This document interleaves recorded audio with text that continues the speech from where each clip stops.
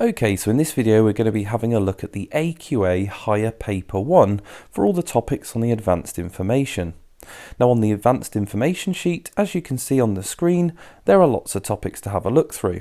Now throughout this video, I'm going to be going over one type of question for each of these topics.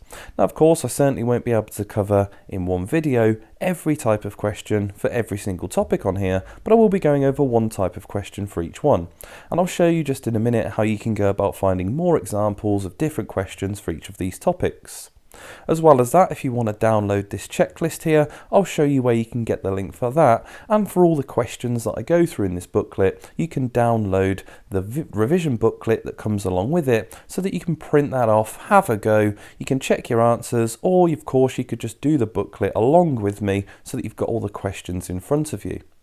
Now, before we get started, let's quickly show you how this works, just in case this is one of the first videos that you've joined me for. Okay, so when you are on one of these videos, if you pause the video, you can see that there is chapters down the bottom left, and also if you go into the description, which I'm on now on the right hand side, you'll see that the links are just there so that you can access both the checklist, which you can see just at the top, and you can download the revision booklet, which you can see just below. So go into the description, download the checklist, download the practice booklet, get them all printed off, and then the rest is within the video. Just below that, I will bookmark each of the videos as and when they come out, so hopefully by the time you're watching this, most of them will be out, but if you're watching this straight after this has been released, it might all not be quite updated straight away. But if you go down into the description, you will see that next to each topic and next to each question, there is a link to a full video going over lots of different types of questions on each of these topics. So do go and check those out, particularly for any of the questions that I go over that you're not 100% confident on. As well as that, while you're watching the video, down in the bottom left, if you click on that chapters button, which I'm going to click on now, you'll see that just on the right hand side or just below the video, depending on what device you're using, all of the topics will appear and you can skip through the video and just have a look at particular topics or particular questions. So hopefully you already know that, unless this is the first video that you're joining me for, but that's how I lay out all of my videos, so hopefully that's very useful for you. Again, if this type of video is useful and helpful, please do like the video, leave me a comment and let me know, and then I know which type of videos to make in the future. Okay, so with that being said, let's get started.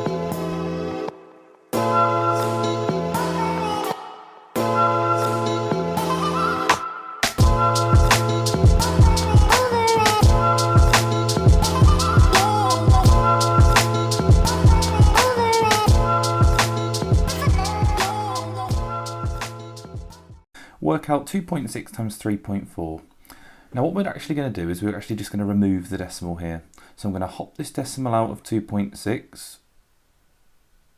That's not drawn that in very well. Let's have a look at doing that again. Hop the decimal out of 2.6, which makes it 26. And we'll hop the decimal out of 3.4, making it 34.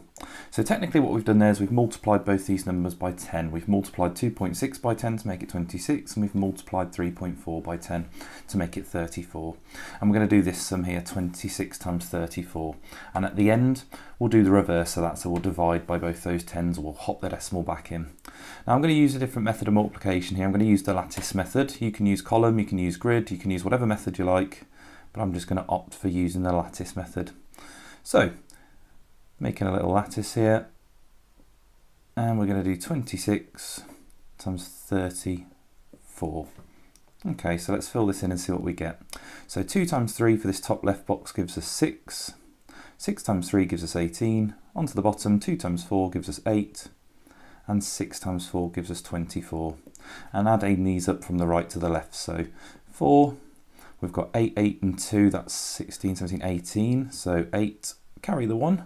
And then 6, 1 makes 7, plus that extra 1 makes 8, and the 0 in the end there.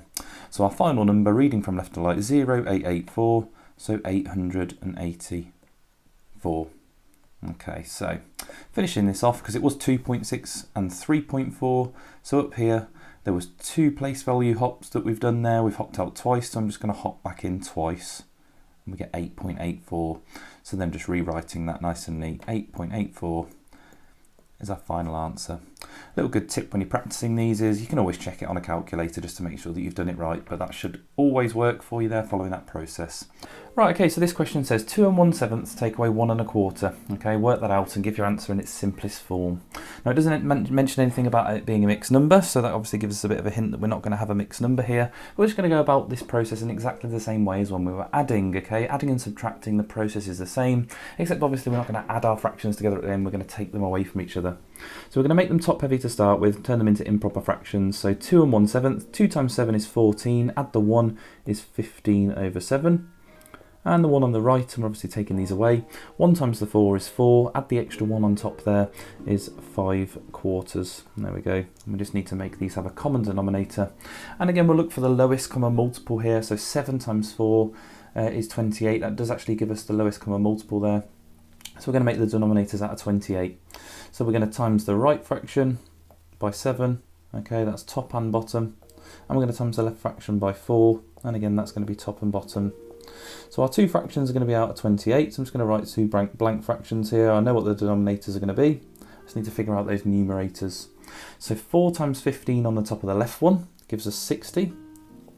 And 5 times 7 on the top of the right one gives us 35. There we go. So we've got 60/28, take away 35/28. So again, the denominator isn't going to change. We're just going to write how many 28s we have left. And put 60 take away 35 there, leaves us with 25. There we go, so that is our final answer there. We get 25/28, sorry. Okay, so again, just having a quick look, does that simplify? Are there any numbers that go into 25 and 28? No. Okay, 25 divides by 5, 1 and 25, and none of those apart from 1 obviously go into 28, so it doesn't simplify. So again, it says give your answer in its simplest form, but again, we got the lowest common multiple there for the denominator and made sure that they're the ones we use. So a little hint for you there is always look for that lowest common multiple, okay? In the case of these two, they were quite nice because it was just the two denominators times together, but you always want to have a look for that lowest common multiple just to avoid having to do that simplifying at the end there. But there we go, that is fully simplified. Right, okay, so multiplying these two mixed numbers then. So we've got 3 1/2, so big times the bottom is 6, add the 1 is 7, so 7/2. And we're going to multiply that by 1 times the 5 is 5, add the 3 is 8, so 8/5. There we go.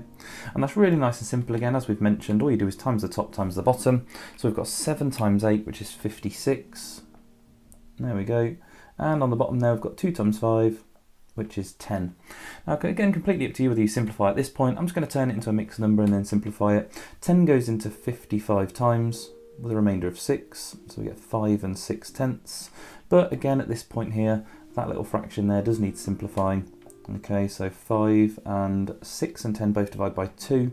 So we get 3/5 when we divide them both by 2, and there's our final answer. Again though, just a little note obviously, because we could have simplified it first. These numbers here both divide by 2. 58 divided by 2 is 28. And on the bottom there, that would be 5, and then you could turn it to a mixed number from there. So 5 goes into 25 5 times, with a remainder of 3, so 5 and 3/5. Okay, if you want to take that approach instead, completely up to you. Okay, so for this one, we are going to work out 3/5 of 65. So again, just like before, to start with, we are going to work out 1/5. So to get 1/5, we're going to divide by 5. So for 1/5, we're going to do 65 divided by the denominator there, which is 5. And again, if you're not sure on that, just do some division to the side. You might know how to do that mentally if you want, but 5 goes into 6 once, remainder 1, and into 15 3 times. So there we go, the answer is 13. So 65 divided by 5 is 13, and that's 1/5. And then again, flipping to the numerator, because we want 3 of those, so we're going to times that by 3. So for 3/5, we are going to take the 13, multiply it by 3, and that gives us an answer 39. And again, you can do your working out to the side if you need to for any of those. But there we go, that's how we're going to work out a fraction of an amount. So divide by the denominator to get one of them, whatever that denominator may be, and then multiply by the numerator, and that's going to give us our answer for working out whatever fraction we're looking for, whether it be 2/7, 4/9, 3/11, whatever it would be. So divide by the denominator and then multiply by the numerator. So for this one here, very, very similar. It says 2/7 of a number is 18. Well, if 2/7, and again, I'm going to do this without a diagram now. So if 2/7 is equal to 18, to get 1/7, we would want to divide that by 2. And if we divide that by 2, we would get that 1/7 is going to be equal to 9. And again, I can just put here that I've divided that by 2. So if 1/7 is equal to 9, then we can get the original number by multiplying it by 7, because we know if it was split into 7 parts, each of them has a 9 in. So we would do, and you could write it as 7/7. 7/7 would be equal to 9 times 7, which is equal to 63. So our number there would be 63, and that would be our final answer. Okay, so that's how you work out these questions in reverse. Okay, so this question says, prove algebraically that 0.27 can be written as 3/11 and the recurrings above the 2 and the 7. Now that means there's 2 recurring decimals in this question. There's a recurring pattern of 2s and 7s. When there's 2 dots there, the dots indicate the start and the end of the pattern. So in this case, it's a 27, 27, 27 that's just going to keep on going. But we're going to follow the same approach. We have x equals 0.27. Now, if I was to times this by 10, and I'm going to get rid of this because you're going to see it's not going to work. If I was to times it by 10, I'd get 2 point, and then it'd be 7, 2. And if I leave the same amount of decimals as above, look, you can see there that they don't line up. So timesing it by 10 in this case is not going to work. So instead we're going to have to times it by 100. That's just going to shift them along 2 places. So if we times it by 100, we get 27 point, and then it's 27. And now these can actually be taken away from each other. Now again, I tend not to write the working out to the side, but 27.27, take away 0.27, you can see there it's quite nice, it just leaves us with 27. We get 0, 0, 7 take away 0 is 7, and 2, so we get 27. So when we take these away from each other, it's quite nice. 100x take away 1x is 99x, and 27 on the right. Now that's quite nice, no decimals have appeared in this one, so we can turn that straight into a fraction. So x equals 27 over 99, and then again we have that important step here of showing how we're going to simplify it. So to get from 99 down to 11, which is what it wants us to get to in the question, 3/11, we're going to have to divide by 9, and we're going to do the same to the top there. So 27 divided by 9 is 3, and 99 divided by 9 is 11. And it might be that you just have to show some division working out there. And if we do get to a point where I think we need to actually show our working out, I will do so. But there we go, there's our answer for that one. Okay, so working out 45% of 64. It's a little trickier here because it doesn't end in a 0, but just straight away let's think about our process. So we're going to work out 10% straight away, and we'll work that out in just a second. We're also going to need 5%, so we'll have to work that out as well, which again we'll work out in just a second. And then we're going to need to get to 45%. So in terms of what I'm going to actually need here, I'm going to need 4 lots of the 10% and 1 of the 5%. 4 lots of 10 would be 40%, 1 of the 5s is 5%, so combined there, that's going to give us our 45%. So let's work out our 10%. Now we've got 64, so to get 10%, divide it by 10, so hop the decimal in, and we get 6.4. So our 10% here is going to be 6.4. And again, we're going to want to halve that for 5%. And again, if you are struggling to halve these numbers at any point, don't forget you can always just divide it by 2 using bus stop just to the side if you need to. 2 goes into 6 3 times, keep your decimal point in place, and 2 goes into 4 twice, so 3.2. And there we go, 5% is going to equal 3.2. So we want 4 of those 6.4s and we want 1 of the 3.2s. And now again, you could multiply 6.4 by 4, or you could just add them all together using column addition. So we want 4 of those. Again, if we go beyond 40%, you've probably got quite a few there, and you probably want to multiply them instead. But not too difficult for us to just add those together. So what do we get? 4, 8, 12, 16 plus the 2 is 18, so carry the 1, and then 6, 12, 18, 24, 27, plus the 1 is 28, so we get 28.8, and there we go, there is our final answer, and that is 45% of 64. Again, just being very careful when you do that. Obviously I've added them together quite quickly, so take your time with it, but just as I said before as well, you could actually have just done 6.4 and multiplied it by 4 instead if you prefer to use a multiplication method. But if you are going to do that, don't forget to take the decimal out before you multiply, so we would have instead done 64 times 4, and then hop the decimal in at the end, and then added the extra 3.2. So arguably that might be a little bit longer than just adding it together. I think if you just add them together, it's pretty quick and everybody's normally pretty happy to do column addition. Okay, slightly different question here. It says write down the value of, and then we've got 5 to the power of 7 times 5 to the power of negative 3, all divided by 5 squared. So write down the value. Now value doesn't mean to write it as a power, so we're not going to have it as something like 5 to the power of something. We don't know what that power is, but instead we're going to write down what the actual value is. So if it came out as 5 cubed, for example, we wouldn't write it as 5 cubed. We'd work out 5 times 5 times 5, which would be 125. So 125 would be the value if this question did come out as 5 cubed. But let's have a look and see what it actually comes out as. So we've got a little bit of extra stuff going on here as well. You might have noticed there's a negative power on the top there, negative 3. But we're going to just deal with it in the same way as we would with normal numbers here. So on the top, I'm going to tidy that up.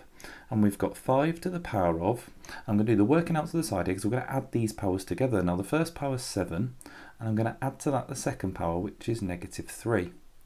So I'm just going to follow my normal number rules here. When we've got adding a negative, that's the same as taking away, so we've got 7 take away 3 to do, and 7 take away 3 is 4. So on the top there, I'm going to have 5 to the power of 4.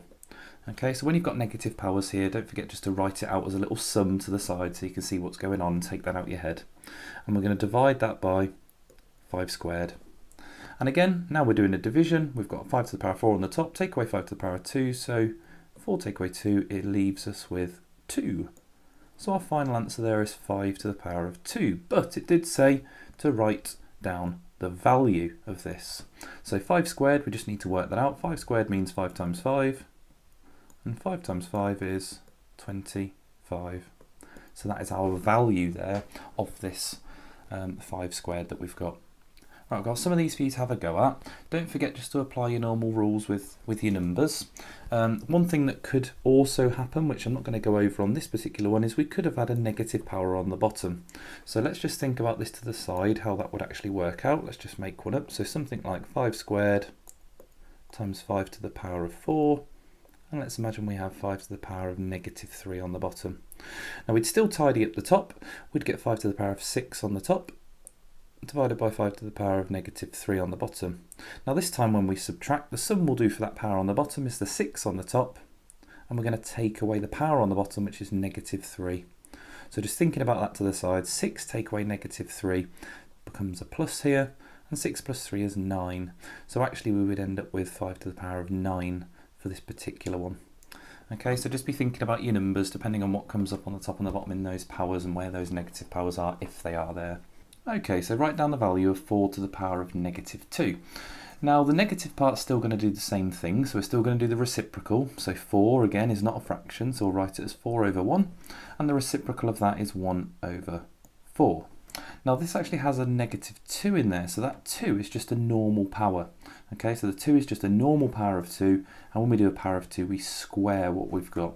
So when we're squaring a fraction, we are just going to square it like we would a normal number, except we're going to square the top, and we're going to square the bottom. So the square of 1 squared, 1 times 1 is still 1, and the square of 4 times 4 is 16. So there's our final answer, 1 over 16. So a negative power flips it over, the number is just a normal power. Okay, so 64 to the power of a half.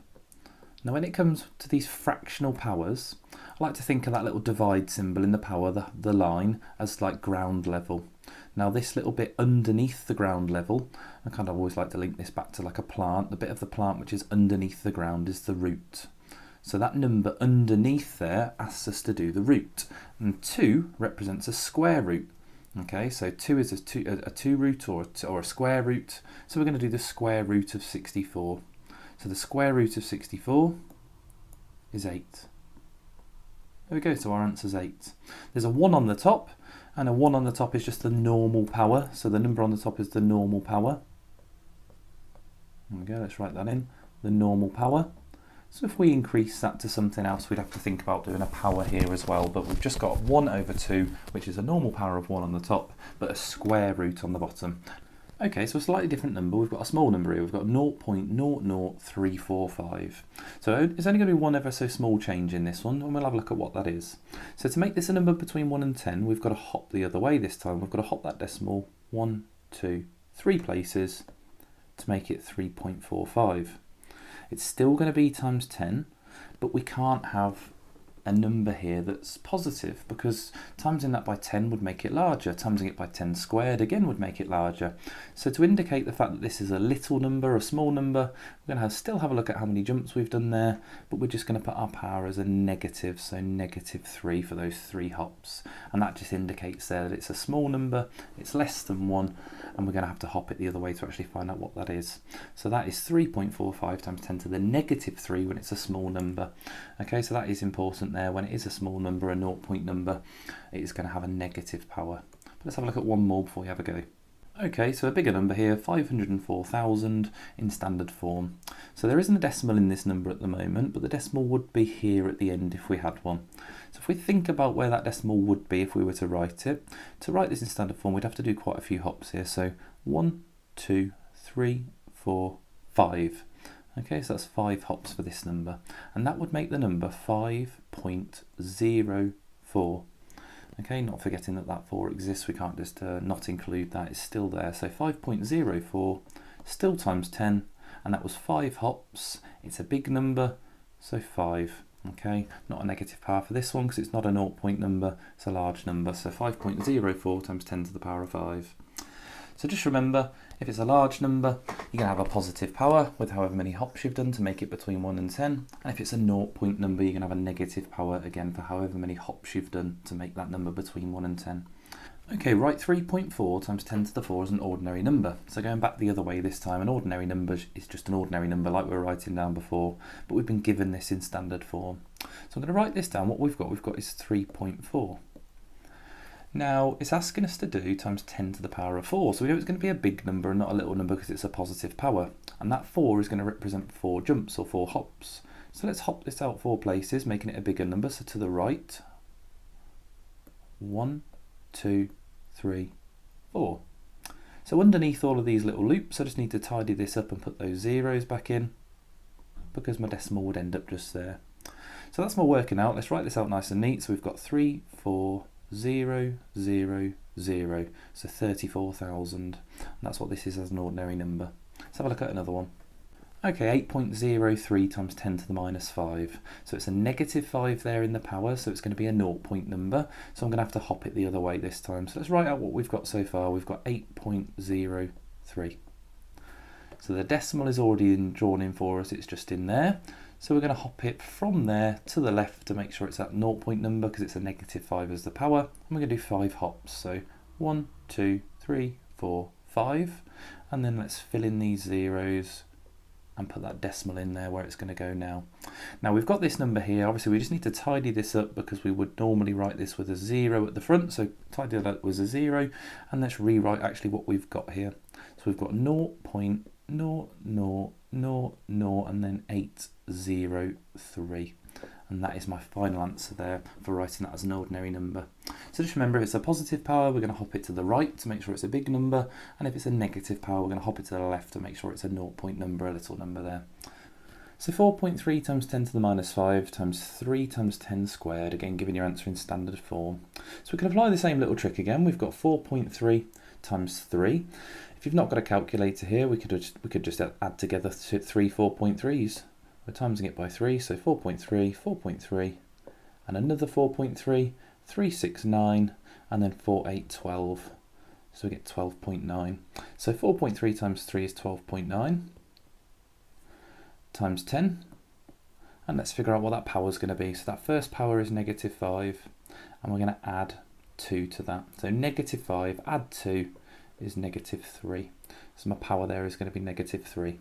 Again, it's not in standard form though, so I'm going to have to balance it out. So I'm going to make the number 1 jump smaller, down to 1.29. I'm going to make the power 1 jump bigger. So bigger than negative 3 is negative 2, getting closer to 0 there.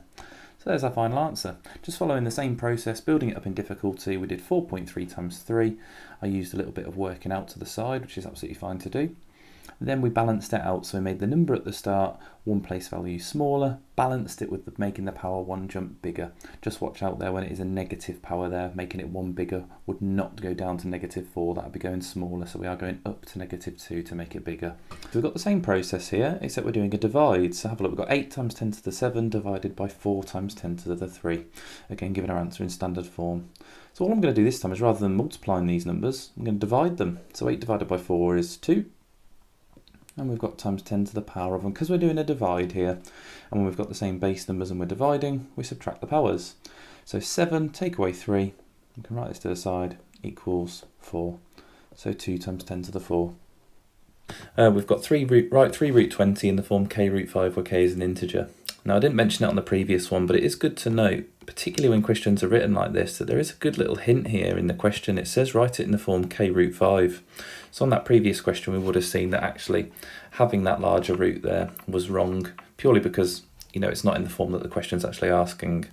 So for this question here, 3 root 20, we're going to treat it in a very similar way, but we're actually going to ignore, to start with, that the 3's there. I mean, it's important because it's 3 lots of root 20, okay, and we can write it in that way. We can write it's 3 lots of root 20. But this root 20 part of the surd we are going to have to simplify. So we're going to come back and remember that the 3's there later, but to start with, we're just going to treat this root 20 part in exactly the same way that we did before. So thinking about the square numbers that go in, and you might be able to spot them in your head, but I'm going to keep writing them down. 1, 4, 9, 16. 4 goes into root 20. So just the root 20 part can be written as the square root of 4 multiplied by the square root of 5. Okay, root 4 is 2. So it's 2 lots of root 5, which is 2 root 5. So this is the part where we have to now just remember that there was a 3 there originally. It was 3 lots of root 20. We've now figured out that root 20 is the same as 2 root 5. So we just have to bring this 3 back down, and it's 3 lots of 2 root 5. So again, I'm going to link it back to algebra. If we had something like 3 lots of 2y, and that would become 6y. And we're going to use that same logic here. 3 lots of 2 root 5 becomes 6 root 5. Okay, so there is our final answer, 6 root 5. So, slightly different wording here. Write root 27 plus root 48 in the form a root 3, where a is an integer. Now, I prefer this wording because it gives us this little hint here that we're going to get a little root 3. So straight away I can think, well, 3 times something must make 27, that something must be a square number, and it's 3 times 9, or 9 times 3. So root 27 is root 9 times root 3. Root 9 is 3. So it's 3 lots of root 3, or 3 root 3. Same process for 48. I know it divides by 4 though, but it's not 4 times 3, so there must be a bigger square number, and that's why I quite like this root 3 being in the question there. It gives me a little hint there's a bigger one. So 3 times 16 is 48. So root 48 is root 16 times root 3. Root 16 is 4, so it's 4 lots of root 3, which is 4 root 3, and we're adding those together. 3 lots of root 3 add 4 lots of root 3, well 3 plus 4 is 7, so it's 7 lots of root 3. And there we go, there's that one. So this first one says, on the grid, draw the graph of y equals 2x plus 1. Now there's lots of ways of doing this, but essentially it's just about understanding what this actual line equation means here. So we know, hopefully, that all line equations need to be in this form, y equals mx plus c. Okay, so y equals mx plus c. Again, in this line equation, m represents the gradient, which in our line equation here is the number 2, so we have a gradient of 2, and c at the end there represents the y-intercept, which for us here is positive 1, so we've got a y-intercept of positive 1. Now in terms of what that means the graph's going to look like, we know it's going to cross through positive 1 on the y-intercept, which is right here. There we go, I'll try and mark that on, there we go. So we know the line's going to go through this point. And all we have to do is figure out where all the rest of the coordinates are. Now in terms of y equals 2x plus 1, remember x and y relate to the x and y coordinates. So all that this equation actually means is to find the y coordinate, you do 2 times the x coordinate and add 1, or double the x coordinate and add 1. So all we need to do is actually pick some x coordinates. Now if you have a look on the graph, you can see there's lots of x coordinates here. We've got -1, 0, 1, 2, 3 and 4 at the end there. Okay, so all we have to actually do is pick them, double them and add 1, and that'll tell us where the corresponding y coordinate is. And we can do that using a little table. You don't have to use a table, but it just tidy it up a little bit if we just make a little table here. Sometimes you'll be given the table, but it's quite unlikely that you'll be given it. So we've got some x coordinates and we've got some y coordinates we need to find. Now for x, we've got starting at -1, and then it goes 0, and then we've got up to 4, so 1, 2, 3, 4. So if we start with -1, this one here, we need to double that and add 1. I'm going to just sub that into my little equation up there. So y equals 2x plus 1. So it's 2 lots of -1, 2 times -1, and then add 1. And if we double -1, we get -2. Add 1 to that, gives us -1. So our first y coordinate there is -1 as well. So -1, -1. And we can plot that if we want straight away. There it is, -1, -1. Moving on to the next one. What do we have for this next one? We have the x coordinate of 0. So if we just, without doing all the working out for all of these, let's double 0 is 0, and add 1 is 1. So 2 times 0 is 0, add 1 is 1. And if we carry on doing this for the next one, so when x is 1, double 1 is 2, and then add 1 is 3. So double 1 is 2, add 1 is 3. And you can start to see there's a little bit of a pattern emerging. Okay, between all of these points, if you have a look from -1 to 1, that is adding 2. From 1 to 3, that's also adding 2. So actually all we need to actually do is keep adding 2. So add 2 to 3 is 5, add 2 again is 7, and add 2 again is 9. And then we can go ahead and plot as many of these as we can. Obviously we can't do them all here because the graph's not big enough. But for the next one, let's have a look. 1 to 3 is there, and 2 and 5 is there. Okay, so they're all the points we can plot. We could actually only plot it up to this point here. But once we've done that, all you need to do is grab a pencil, grab a ruler, and join it up nice and straight all the way through the graph, unless it states otherwise. So with your ruler, nice straight line going all the way through and extending it up to the edge of the graph there. There you go, and that is your line. And it's always good practice just to label it. You don't have to, okay, but you could just label that as the line y equals 2x plus 1. It just helps if there are multiple graphs or multiple lines on the graph, but you don't have to label it unless you're asked to. Okay, but there you go, y equals 2x plus 1. There are other ways of drawing this, and it just comes to having an understanding of the equation there. So we already talked about one of them, the fact that it starts on the y-intercept at +1. And then the fact that it has a gradient of 2 just means that for every step across from a point on the line, so if we look at this as, I know it's 2 squares there, you've got to be careful of the scale, but that's 1 across going from 0 to 1, and if you have a look, it goes up from 1 to 3. There you go, so it has a rise there of going up 2 for every 1. And you can always draw this in, it's a way of understanding it as well, so it's 2 there, and 1 here. Every 1 across it goes up 2, and that's what a gradient of 2 actually means. It means for every 1 step across it goes up 2 steps, even though the scale's slightly different here. It's 1 in terms of the numbers across and 2 in terms of the numbers going up, and that is what a gradient of 2 actually represents. But its best bet is just to draw the little table out and then get all your numbers nice and neatly drawn in. Okay, so in this question we are given a line already drawn on a graph, and it says write down the equation of the line. Now we know already that what the equation of a line is going to look like. It's in this format, y equals mx plus c. Again, that's c being the y-intercept. Now we can see the y-intercept on the graph, it's over here, 5. So for starters, I can actually just draw that straight in. We can say c equals 5, and we can just put that in our line equation. So y equals mx plus 5. All we need to figure out is what the gradient is. Now if we have a look at this question, we've got to find some coordinates that we can actually see. So here's another coordinate that's on the line, 1, 3.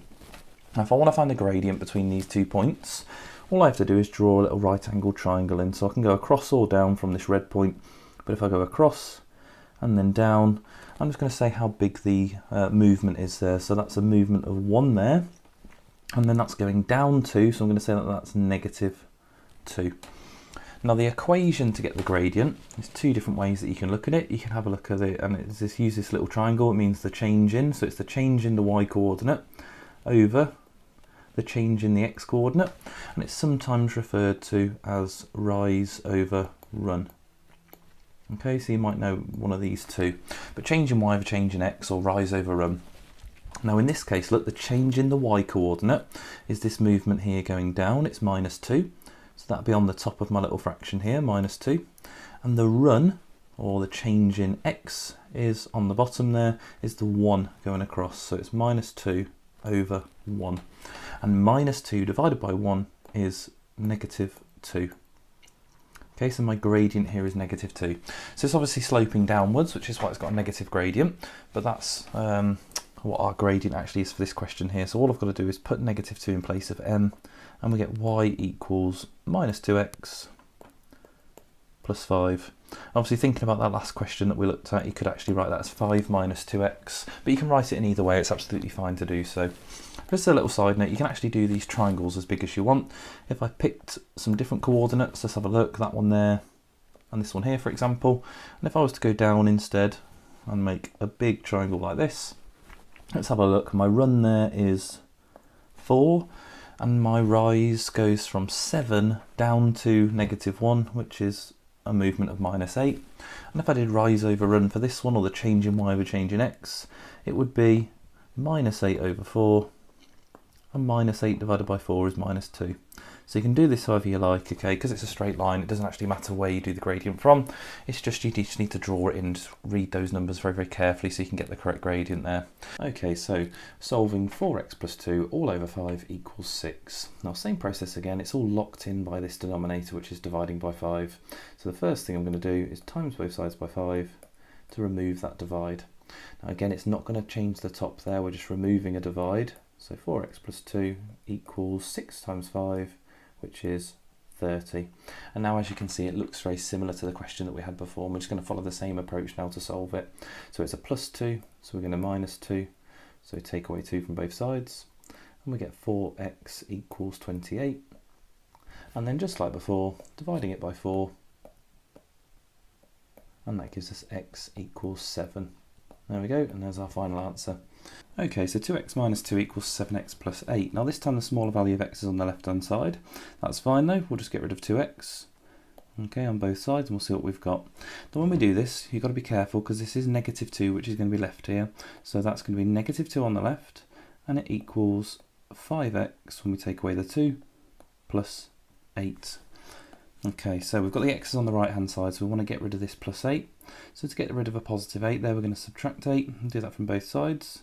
-2 take away 8 is -10, so -10 equals 5x, and then finish it off just like normal. We're going to divide by 5, so divide by 5, -10 divided by 5 is -2, so -2 equals x. Okay, and it doesn't matter which way it's written around, we can just rewrite that if you want, x equals -2. And there's our final answer there. So we can have fractions, we can have negative numbers, we can have whole numbers, okay, but ultimately we just need to make sure we get the x's on one side, the numbers on the other, and then just make sure we solve it just like a normal equation there. Okay, so when looking at an identity, there could be anything involved here. We could have expanding brackets, we could have factorising, we could have any sort of simplification using algebra. Now this particular identity that we have here involves an algebraic fraction. Now what we've got is we have ax squared plus 11x plus b all over x plus 4 is always equal to 2x plus 3. Find the values of a and b.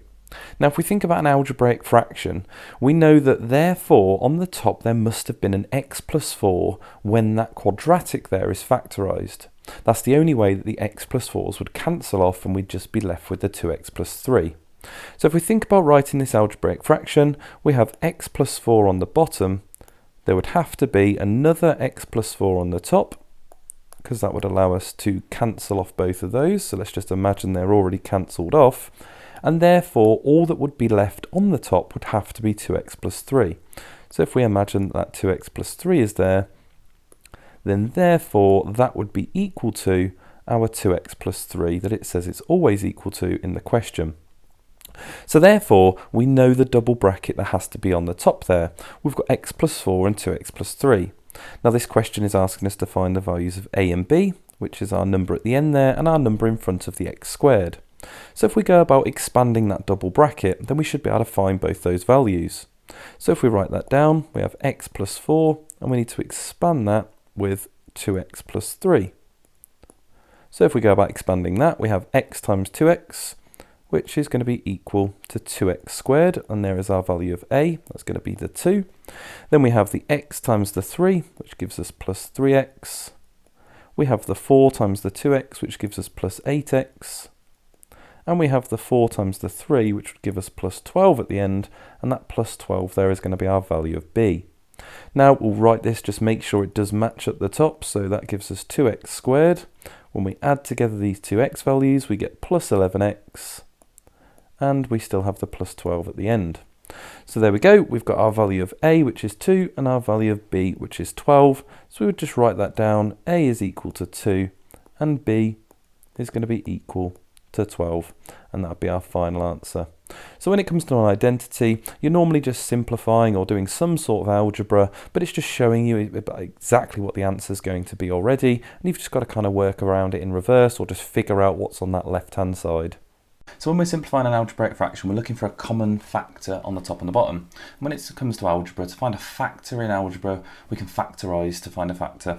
So if we have a look at the top, and we just need to factorise both of these. Now, the expression on the top there has an x in both. So we can factorise this by x. No numbers in both, but we can factorise it by x. So if we take x out of the bracket, we would have x, and then inside the bracket we'll have x plus 5. Okay, x plus 5. If we do the same on the bottom, we've got a quadratic on the bottom, so you need to know how to factorise quadratics here. But we've got 1 and 10, or 2 and 5 as our options to go in our double bracket. And in order to make 7 there in the middle, we want plus 2 and plus 5. And here we go, x plus 2 and x plus 5. There is a little bit of a hint there in terms of the factors we'd be using, because obviously we had x plus 5 on the top, but it's not always going to be the case that we'll get that, but obviously so we still need to be able to factorise, but there is a little bit of a hint there that there was going to be an x plus 5 in one of the brackets. Now there's an x plus 5 on the top and the bottom, so essentially what we can do is we can divide the top and the bottom by x plus 5, which would cancel out these brackets here. And if we cancel them out, we just need to write what's left. We have x on the top, and on the bottom we have the x plus 2, which you can either put in the brackets or leave without the brackets, it doesn't matter there. But our final answer is x over x plus 2. Okay, so something slightly different here. We've still got the same first step, so we still need to square both sides to start with. So we get y squared equals 3x minus 5 over 4. Now we can unlock the fraction, so times both sides by 4. And we get 4y squared equals 3x minus 5. Now we can add the 5 to both sides, so plus 5. And we get 4y squared plus 5 equals 3x. And then finishing this off for the final step, we can divide by 3. We're going to get a big fraction here. We get 4y squared plus 5 all over 3 equals x. Brilliant. And there's the last one. Now this isn't that much harder, this question, it's just that there's a bracket involved.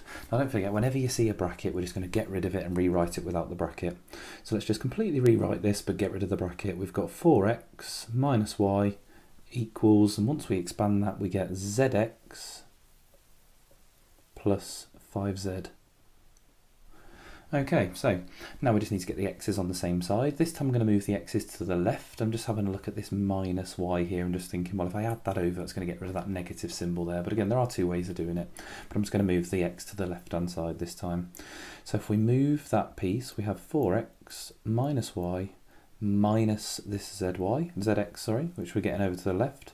So minus zx, and that now equals 5z. Now add that y over, and that will just leave the x's on their own on that left-hand side. So add y to both sides, and we get 4x minus that zx equals 5z, add y. Now we can do the same thing again. We can factorise this left-hand side. So what's on the left here, I'm going to factorise that. Let's do it up here to the side. So factorising it by x gives us x brackets 4 minus z, and that equals 5z plus y. There you go, 5z plus y. So finishing this question off now, same process again, I'm just going to divide by this bracket, so this 4 minus z, and divide by 4 minus z, and it will just go underneath as a fraction, so we'll have x equals 5z plus y over 4 minus z. You could leave it in a bracket in the bottom, but we can get rid of that now because we don't actually need the bracket there anymore. But that's our final answer. Okay, so a little technique for this as well is I always do spot the ones that I like to start with, and I've straight away, I don't know why I looked at this one first, but I straight away looked at that reciprocal graph, and I know that that one's got to be that one there, so that's C for that one. C is C. The next one that seems quite obvious to me is the x squared graph. Okay, so that one's there, so that's going to be B. We've got then two linear graphs here, so we've got not a quadratic, cubic or reciprocal, but we've got linear graphs. So that question B there, if you have a look, the gradient is -2, so that's got a negative gradient, and here the gradient is +2. So obviously with a negative gradient it'll be sloping down, positive gradient it'll be sloping up. So let's just apply that logic there. So this one is going to be graph D, and this one here is our only one left, which is going to be graph A. There we go. So obviously just a little bit of a process of elimination there. Once you've got the ones that you like, then you can have a look at the ones that maybe you're not too keen on. But to be honest, those straight line equations, those linear graphs, they're actually quite nice. Okay, so this question here is slightly trickier. Our equation is y equals x squared minus 5x plus 3, and we've got the values from -1 to 5. Now it's that -1 there that we're going to make a mistake on if we do make a mistake, so we've just got to be extra careful with that. So thinking about our little brackets, we're going to put -1 in a bracket, and that's going to be squared. Take away, well then we've got 5 lots of another x, so another -1 goes in there, and then we're going to add 3. I'm just going to be really careful with your numbers here as you go about working this out. -1 squared is -1 times -1, which gives us +1 or +1. Then we've got -5 times -1, and that gives us +5, so you've just got to be careful there when you do this. And then we're going to add 3. So actually when you're looking at the sum's not too bad, but that little bit there, that -5, -1, just got to be very careful. If you do 5 times -1 and get the -5, you just got to remember you're actually taking away that -5, and take away -5 gives us the +5 that we've got below there. So 1 + 5 is 6, plus 3 is 9. So there we go, that's our value in there, 9. Then we can go about working out the others. The others aren't so bad because without those negatives, we've got 2 squared. And again, I'll write the working out down for this last one. 2 squared, take away 5 lots of 2. There you go, putting the 2 in again, and then adding 3. So 2 squared is 4. Then we're going to take away 10, it's -5 times 2, so take away 10, and then add 3. And that leaves us with 9. 4 take away 10 is -6, 4 take away 10 is -6, add 3, I don't know what I was saying there. That is going to leave us not with 9. 4 take away 10 is -6, add the 3 is -3. There we go, so we get -3 there. And then our last value, I better write this down after I just said that. Let's go for this, we've got 4 squared, take away 5 lots of 4, which is 20, and then plus 3. So let's get rid of that 4 squared, let's write 16. So we've got 16, take away 20, which is -4, add the 3 is -1. And again, you can see a little bit of a pattern. Look, we've got 2 -3s in the middle, then a -1 either side, a 3 either side of that, and we've got the extra 9 going on at the end there. Let's get rid of those and let's plot this on the graph. So we've got -1 to 9, which is there, 0 to 3, there, 1 to -1, as best I can there, and always look out for the scale on these. If you can see on this one, the y-axis scale, the numbers are a bit closer on the x-axis, so do watch out for that. 2 - 3 is down here, I can just about get that. 3 - 3 is there, 4 - 1 is here, and then we've got 5, 3, which is there. And again, a nice smooth curve using a pencil as best you can, making sure it goes through all the points. There we go, I've just about managed to get that. This one here, I would say that one's not very good there. It does need to make sure it's perfectly going through the point. But there we go, that gives you the general idea of how to go about actually drawing these quadratic graphs. Okay, so a reciprocal graph, there we go. So we've got our line equation here, it's y equals 4 over x. So this is what forms a reciprocal graph. This is when you've got a number getting divided by the x there, and it forms a particularly different looking graph as well. So this is called reciprocal, and let's just have a go at filling these numbers in the tables and seeing what we get. Now I actually think these are probably one of the easiest ones to plot, but they do normally tend to just throw people a little bit, particularly if they haven't seen one. So let's just have a think about what this actually makes here. So we've got 4 divided by x, so we've got 4 divided by 0.5, And there we go. Obviously, if you don't have a calculator here, there's a couple of little tricks you can do to figure that out. But dividing by a half just doubles the number. If you think about it logically, a half fits into 1 twice. It doubles the 1. It makes the 1 2. So if we do 4 divided by a half, we get 8. And again, you can check that on the calculator, but it just doubles the number there. The next one along, we've got 4 divided by 4 here. And 4 divided by 4 is 1.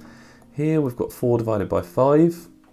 Not very nice. 4 divided by 5 is 4/5. 1/5 is 0.2, so that's 0.8. It is quite most likely you would have this using a calculator, but obviously just quite a nice one if we didn't have a calculator, and thinking about how we'd approach that.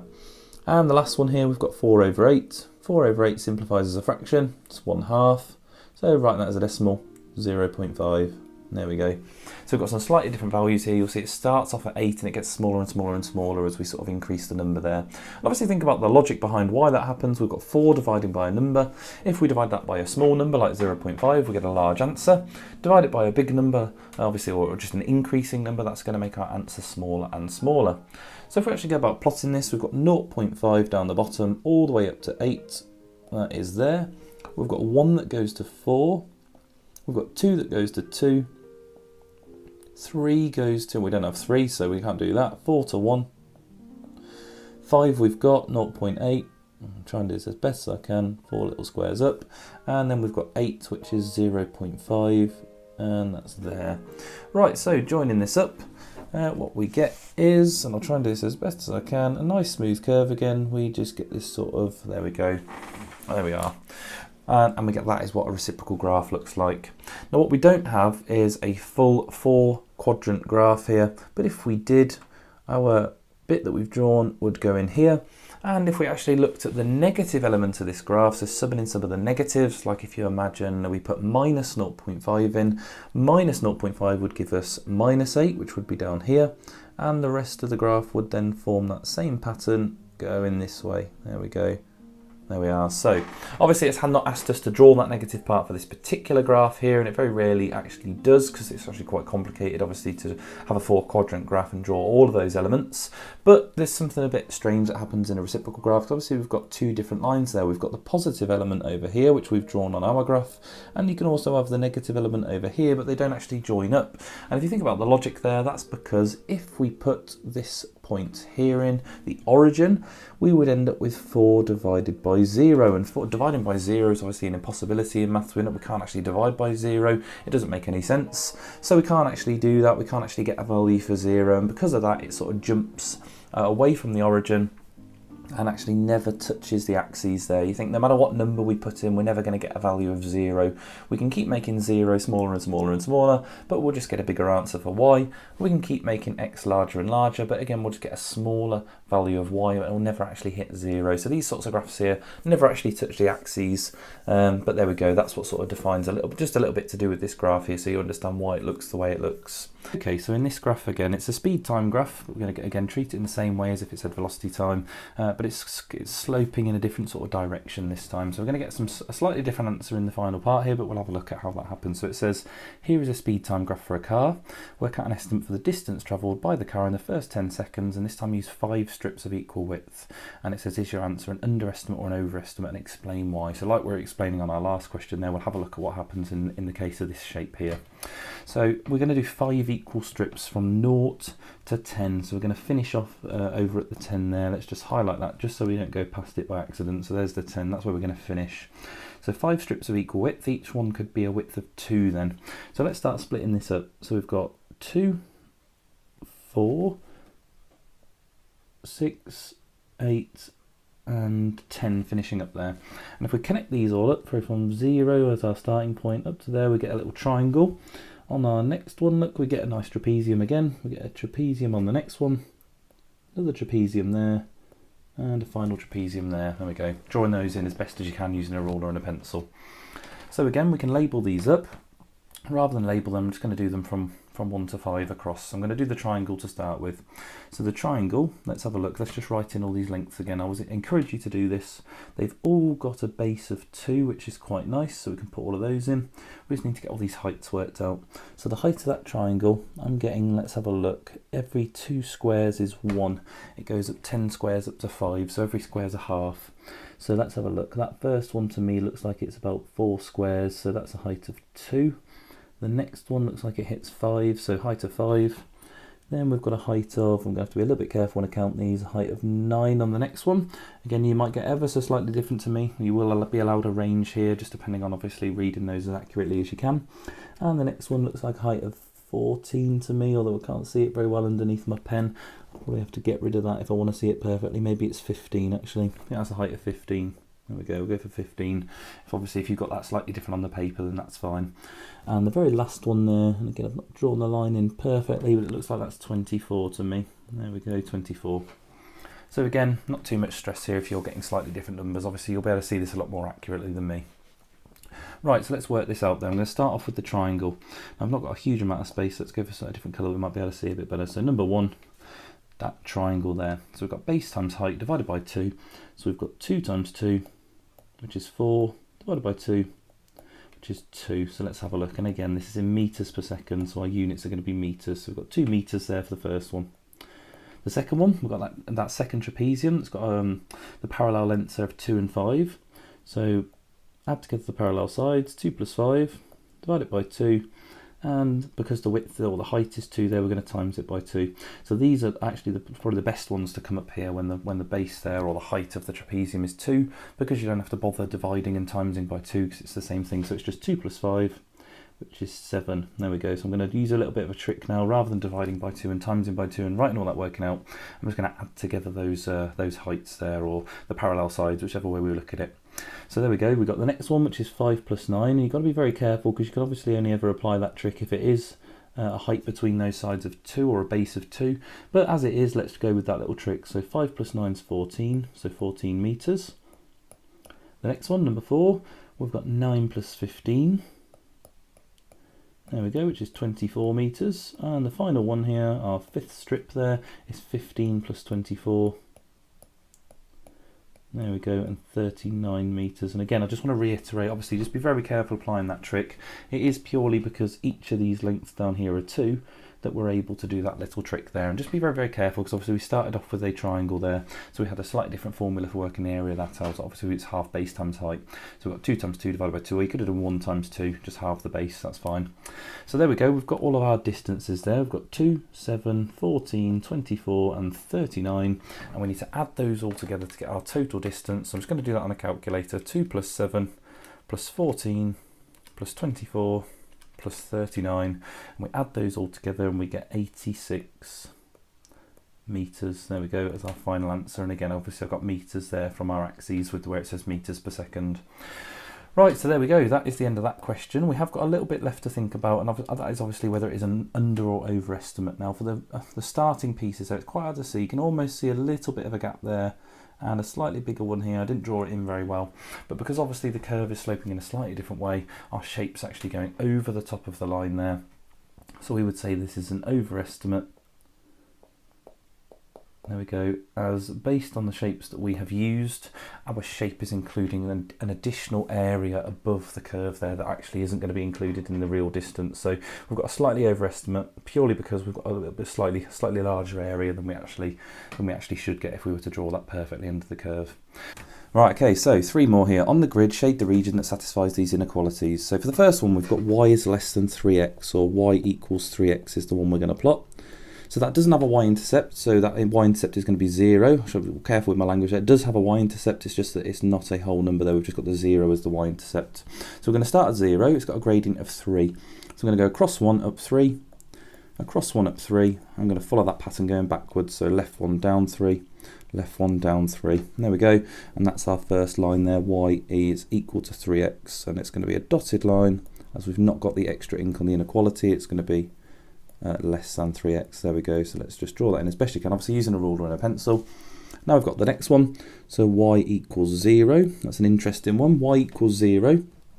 is actually the x-axis. It's just another name for the x-axis. So we can go across here. That's the line going through all the points where x equals 0. Sorry, y equals 0. There we go, going across. There's our second inequality. And our last one here, which isn't the nicest, we've got 4x plus 3y equals 12, and we need to draw that. Now again, one that looks a bit dodgy, so I'm going to apply that same logic. I'm going to go when x is 0, so we've got 0 plus 3y equals 12, because 4 lots of 0 is 0 there, so 0 plus 3y equals 12. Well, 3 times the number has to equal 12, so y has to equal 4 for that one. There we go. So when x is 0, y is 4, so we just need to find that coordinate. So 0, 4 is there. And the next one, let's do that the other way around. So when y is 0, what's x going to have to be? So we have 4x plus 3 lots of 0, so 0 equals 12. Well, 4 times the number has to equal 12, so that has to equal 3, so x has to be 3 there. So when y is 0, x is 3, and that is there. I'll draw a bit of a bigger cross so we can actually see that. There we go. So we can draw that in, taking that logical approach there. Not the easiest one for me to draw on the screen here, so I'm going to do my best, but obviously you will have a ruler and a pencil, so all you have to do is join those two together and draw a nice straight line. There we go, going through that. Right, there we go. Obviously I've just extended a little bit past the line, past the graph there, but that doesn't really matter. Let's get rid of that. Right, okay, so we've got a basic outline of what it would look like. Obviously yours would be a bit more accurate here when you're using a ruler and a pencil, but that is that last line drawn. Now you could have taken a different approach for that one again. You don't have to take this approach. Just remember, to get that into the form y equals mx plus c, we'd have to take away the 4x from both sides. So we'd have 3y equals negative 4x plus 12. And then we'd have to divide both sides by 3, so we'd end up with y equals negative 4 over 3 divided by 3, x plus 4. There we go. And you could actually plot the graph from there, just remembering what that means. It means there's a y-intercept of 4, which we already have, and then that gradient there just means we've got a rise of 4 and a run of 3. Obviously it's going downwards, so we could go along 3, down 4, along 3, down 4. Obviously just reversing the idea of the gradient there. But again, obviously, if you want to look into these gradient bits a little bit more and understanding these line equations, do check out those videos in the description and look at that coordinate geometry series. That's going to really help with understanding that. But there we go. I quite like just taking the logical approach and imagining one of the coordinates is 0 and finding the other coordinate that matches and then just joining them up with a ruler. It does work for all of these. Right, so let's get rid of all of these. We need to find our region then. So let's have a look. Now we've got a nice little coordinate inside. We've got 1, 1 there. So let's go for that inside the triangle. See if it works. So 1, 1, so x is 1, y is 1. So we've got 1 is less than 3 lots of 1. 1 is less than 3. Again, that's correct. So we can tick that off. The next one, we've got 1 is bigger than 0. Y is 1, sorry. So 1 is bigger than 0. That's correct. And on to the last one. 4 lots of 1 is 4. Plus 3 lots of 1, which is 3, so 4 plus 3 is less than 12, and that's obviously 7 is less than 12, and that's correct as well. So we can tick that off, and there we go, that is our region, definitely correct there in the middle. Again, this little triangle in the inside. Right, there we go. So that is obviously how to draw inequalities on a graph and how to find the shaded region. Okay, so this question here says find the next 3 terms in this Fibonacci style sequence, and as you can see, rather than numbers being our sequence, we have some expressions. So we have a and a plus b. So this is going to involve a little bit of you knowing about collecting like terms, and as I said at the start, I will include any of these videos just in case you haven't actually met some of these topics yet. But for this one here, we are going to involve some algebra. So if we have a look at the first 2 terms, we have a and a plus b. Now if we were to write that down as a sum, just in case you prefer to look at it like this, although I won't always do this, we would have a plus and then the a plus b. So we're going to collect these like terms. So we've got an a and we have another a, so in total that gives us 2a for our third term, and we've got that b. So our third term, which isn't really going to fit in that little gap there, so we're going to write it down here. That would give us 2a plus b. There we go, and that would be our third term in the sequence. And now we just need to look at those previous 2 terms again. So we have the a plus b, and we have the 2a plus b. So in total there we have 3 a's. So we're going to write for our next term here, we've got 3 a's. There we go, and now we've got the plus b and the plus b to add together, and that would give us in total 2b's. So we have 3a plus 2b. Now following that same process again, we're going to look at those previous 2 terms. This time that's going to be 2a plus b and the 3a plus 2b. And again, just adding those A's together to start with. So if we look at those, we've got 2A and we've got 3A. And in total there, that gives us 5A. And then looking at the others, let's have a look. We've got 1B and we've got 2B. So adding those together there, that would give us plus 3B. And that would be our fifth term in the sequence.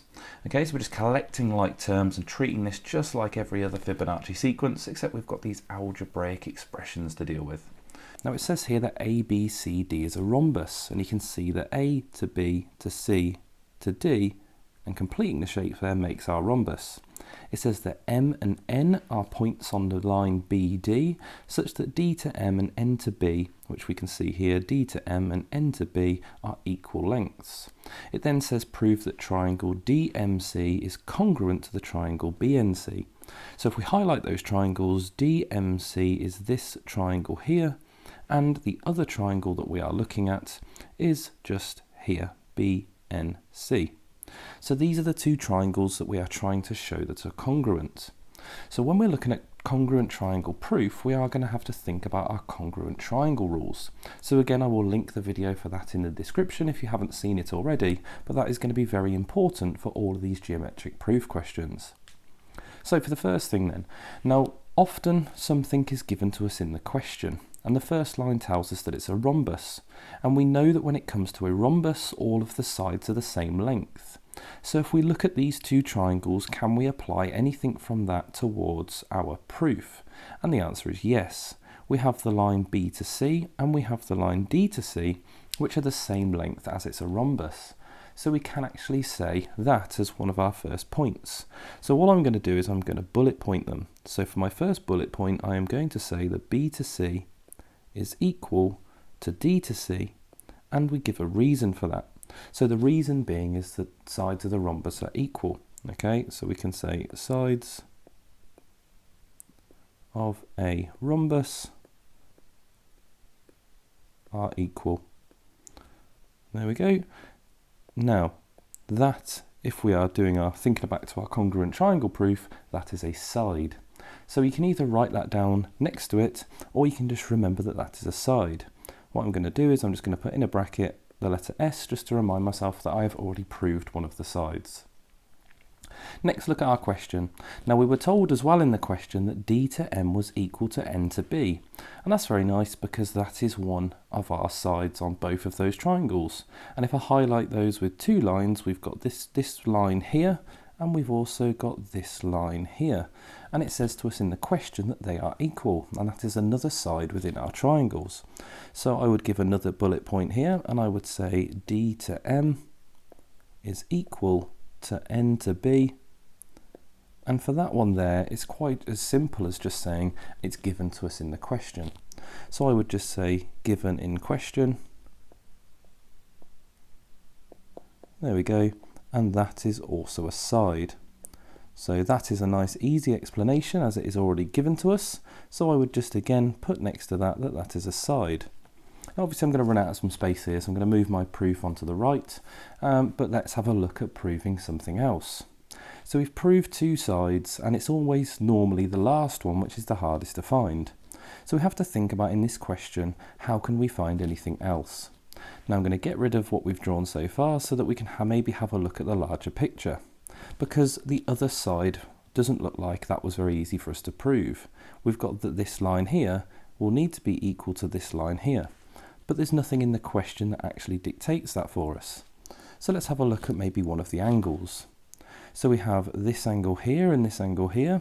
There's nothing that we could use to prove that. We have this angle here and this angle here, but again there's nothing we can use to prove that. But if we think about the larger triangle that we can see, which you can see going from here to here to here, that is actually an isosceles triangle, which we've already proved because we said that this line was the same as this one, then therefore that would have to be an isosceles. And we know that when it comes to an isosceles, the base angles are equal. So actually looking outside of this picture and sort of the larger triangle in the picture there, we can actually determine that those angles are equal. So I could write here that angle, and again we're going to use the three letters for that angle there. So for the bottom one, I could say MDC, angle MDC C is equal to angle, and the one at the top there, I would say NBC, or any arrangement of those, as long as B is in the middle. And the reason behind that is because base angles in an isosceles are equal. Okay, so I would give my reason. Base angles in an isosceles are equal, and that is an angle. So there we go, I have another bit of my proof. I'm going to put that just there, and that is an angle. So if we get rid of the rest of that diagram, let's have a look at what we have. So for each triangle, we proved that this side was equal, we proved that this side was equal, and we proved that the angle between them was in fact equal for both of them. So for my proof for this one, I would say, and this is the final line, and I'm just going to use this symbol for therefore, I would say therefore, and in the question it's a DMC, so triangle DMC is equal to triangle BNC, again just getting these words from the question. Okay, and I would give my reason, and my congruent triangle proof here is side angle side, and I just have to put side angle side, but you could write some more words there. You could say because of the side angle side proof.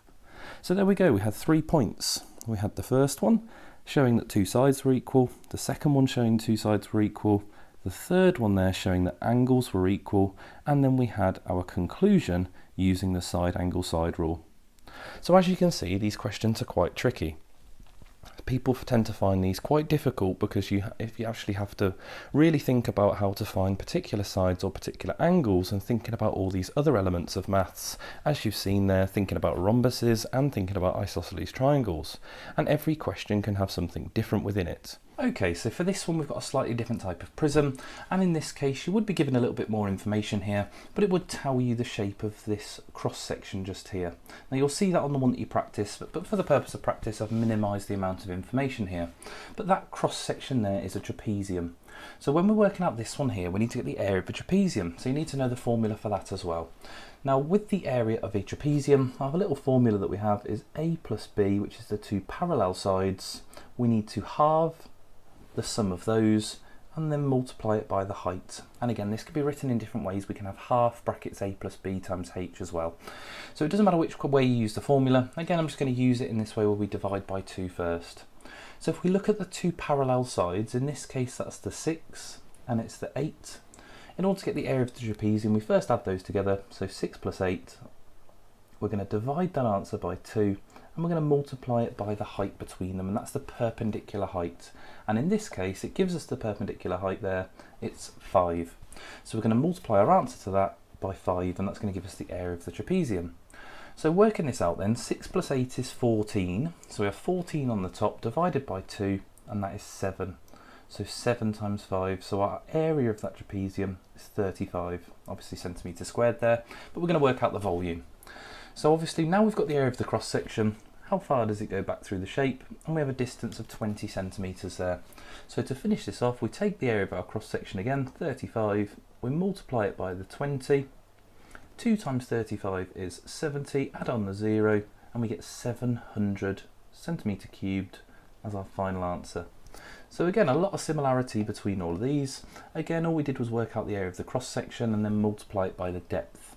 Okay, so when it comes to a triangular prism, obviously we also have a triangular face now. So we've not just got rectangles involved, we're also going to have to look at these triangles. So if we label up the faces that we have one triangle at the front, and we also have another triangle at the back. So that is going to be number 1, and that is the same face on the front and the back. We also have this slanted length, which is going downwards. It's kind of difficult to label them, obviously because we have a see-through shape here. So we've got number 2, which is the front rectangle there, sloping downwards. We also have the one on the back, which is another rectangle, and we'll call that face number 3. And we actually have one more, and let's label that with another colour, and that is the one on the bottom, and that is face number 4. So 1 and 1, they have 2 triangles, and then we have rectangle 2, rectangle 3 and rectangle 4. Again, you can work these out in any order, but just so we can actually see them. So for number 1, for the triangle, let's work that out. So to work out the area of a triangle, you have to do base times height divided by 2.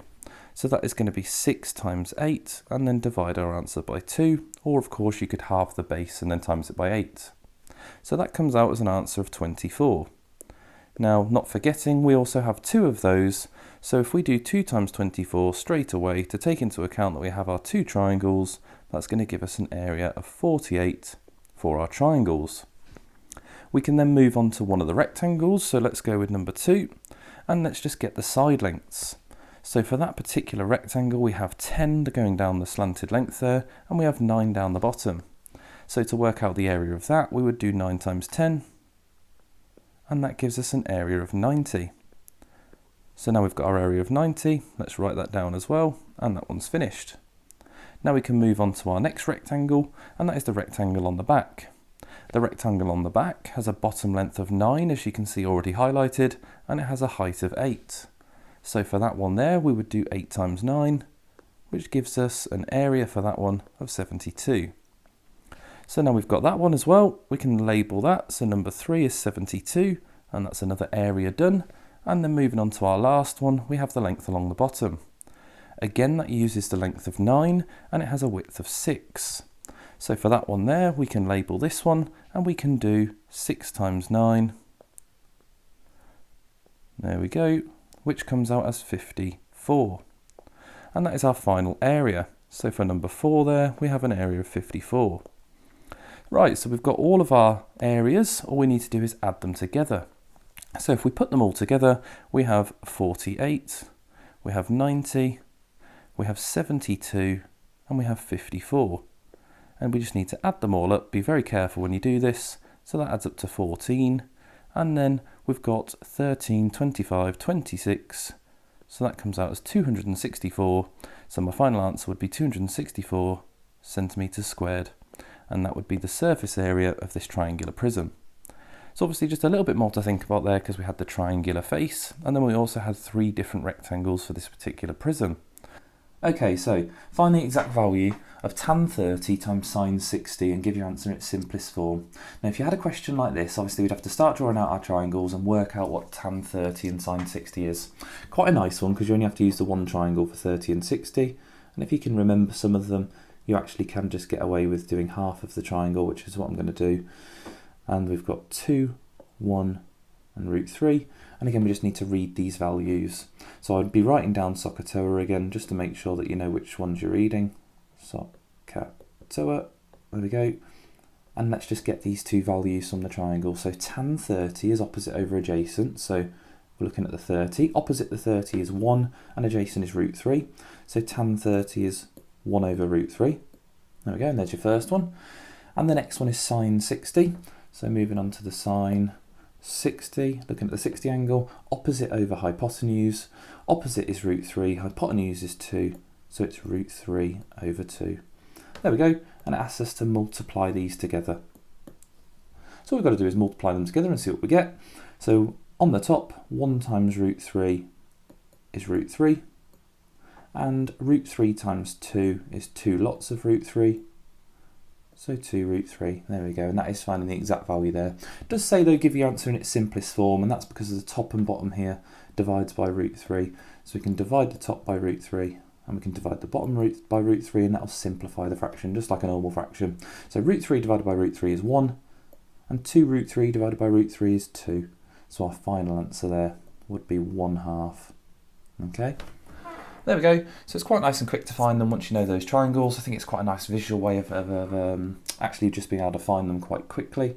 But you have got to actually know how to draw those triangles and understand where these values actually come from.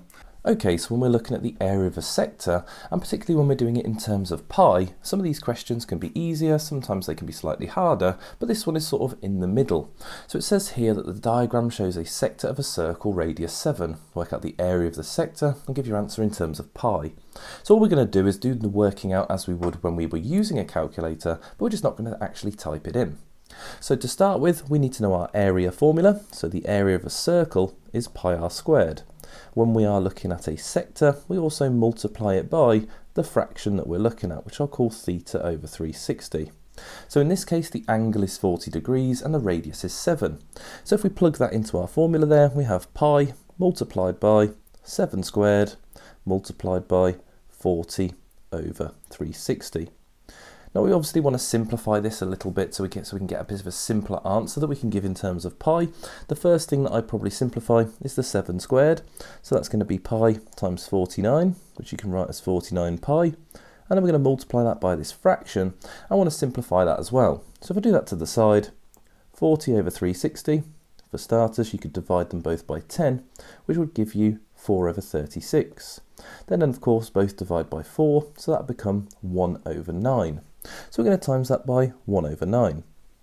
Now the easiest way to go about this is to just simplify those numbers. So 49 times the 9th just means 49 divided by 9. Now that doesn't actually simplify, it doesn't divide perfectly, so that would just be the fraction 49 over 9. So I'd just say that this is 49 over 9 and put the pi symbol after it, and that would be my answer there in terms of pi. Of course, if they did divide, you could simplify that fraction further, giving it as a whole number, but of course as it doesn't and we're writing it in terms of pi, it's fine for us to leave it just as it is in a fraction. We've got P as a point on AB such that A to P, P to B is 3 to 1. So obviously having a look at the diagram there, A to B, we're looking at that line, it says A to P and P to B is in the ratio 3 to 1. Now the best thing we can do is turn this into fractions. So if we think about that, that's a total of 4 parts. So that's 3/4 and 1/4. So this part of the line here is 3/4 of the line, and this part of the line here is 1/4 of the line. And we always have to be able to try and move up and down part of this line, and we're going to have a look at how to do that. So it says find the vector O to P in terms of A and B, and give your answer in its simplest form. Now, this is quite a nice one. I'm starting you off hopefully quite relatively easy on this one, but A and B is already on the diagram there. Now if it wasn't, we'd probably be given these vectors and we'd have to label them on ourselves, but this has been put on for us. So find O to P. So we're trying to find out how to get from O here up to P. And I normally like to draw a little line in for that, but I'm not going to do it for this one. Okay, I'm going to think, how do I get from O to P? Now I can't move in this sort of direction, okay, at the moment. All I can do is I can move in terms of A and I can move in terms of B. So I can either go along the bottom here and then try and find a vector to move upwards this way. That's one option. Or, let's get rid of that, we could move up B this way and then try and go down to P this way.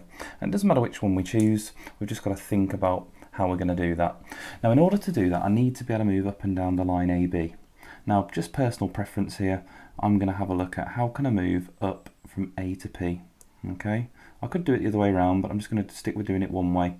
Again, whichever way we choose to do it, that's fine, but I'm just going to have a look at this vector here from A to P. So I'm going to write that down over here, and that's the vector I'm going to try and find, A to P. Let's write it down here, A to P. That's going to allow me to move up and down part of that line. So in order to get from A to P, the first vector that I'm going to have a look at is the full length of the line. How do I get from A all the way up to B? Okay, and if I can figure that out, then I just need to be able to do 3/4 of that from A to P. And we can do that quite simply once we've worked it out, but I've got to find A to B first. So the first vector that I'm going to actually find is A to B. And when it comes to these vector questions, you're always looking at how you can move up and down the line without any vectors on. So that line A to B doesn't have any vectors on, and that's the line we're going to have to find. Now, in order to do that, to get from A to B, I can go backwards this way. So the reverse of A, which would be minus A. So let's write that in. I'd do minus A, that would move me back down A. And then I can go up through B, through positive B, so it'd be minus A plus B. Okay, now at this point it's completely up to you, but you can actually rewrite this in a different way. Just to remove having so many symbols, I can swap them over. I can have positive B minus A and just have it as B minus A. Okay, and I do tend to swap them around quite often to avoid having the symbols, but they mean exactly the same thing. Minus A plus B is the same as B minus A. So there's that little vector that allows me to get from A to B, and that's an important one. Without that vector we can't actually answer the rest of the question, so that's a very important one for us to look for, how to move up and down the unknown line. Now I don't want to go from A to B, I want to go just part of the line, 3/4 of the line from A to P. So what I can do is I can multiply this vector by 3/4, and I'm going to use that green one there that I've underlined, the B minus A. So to get from A to P, yes, we go. To get from A to P, we need to do 3/4 of that, so I can open it up in a bracket like this, just to make sure I times them both, and I get 3/4 of B minus A. Now I am going to expand that bracket. I could leave it like that, but it wants the vector O to P. So I want to be able to add some bits into this, but if we just expand that out, we get 3/4 B minus 3/4 of A. And that allows me to get from A to P. Now that's a very important vector there. That now allows me to move part way up the line. Now obviously the question asked me to get from O to P. So we already know how to get from O to A. That's along here. So to get from O to A, let's just start to write this down. Let's have a think. So from O to P, let's just write it down in one step. We would have to do the vector. We'd have to go from O to A. And then add to that this vector that we've got, A to P. And in total, that gets me from O to P. Now I'll just take note of this, is that I could have gone from O to B as well. That gets me up towards P. But then if I wanted to get from O to B and I wanted to go up this direction, I would have had to have worked out the vector B to P in order to move down this way. Okay, so I chose not to do that at the start. I chose to work out the vector A to P that I've got in green pointing upwards there. So I can't move up this direction, but it's okay because we've already got A to P, so all we have to do is go along that A there. So to get from O to A, so if I think about this, to get from O to A, it's the vector A. So if I write all this down, I'm going to get rid of this little bit in purple here so I can start writing it all down. To get from O to A is the vector A. I'm going to label this now O to P. That would equal A, which gets us from O to A. Add this vector from above here, which is A to P. Add 3/4 B minus 3/4 A. There we go. And if you have a look here, now we can actually join some of these up because we've got an A here, or a 1A, and minus a 3/4 A. Now, it does sometimes help with some of the harder questions to think of how many quarters that A is, just to keep it all matched, and 1A is 4/4 A. Okay, that might help to think about it, 4/4 A. That's just the same as 1, 4 divided by 4 is 1. So 4/4 take away 3/4 would leave me with 1/4 A. So let's simplify that, that's 1/4 A. There we go. And then we've still got the 3/4 B, that's remaining unchanged, so 3/4 B. So we have a 1/4 A, add 3/4 B. Now, a lot of the time, and this is a key little bit here with vectors, we normally have to factorise these vectors here. They're called resultant vectors. It's just the result of adding all these together. And normally we need to factorise this. And it is a massively key part of this topic. So I'm going to just do this up here. I'm going to write factorise. And it's very often, you can't factorise a whole number out, but you have to factorise a fraction out. And if you have a look, they both divide by a quarter. So if I wanted to factorise a quarter out, that would be 1/4.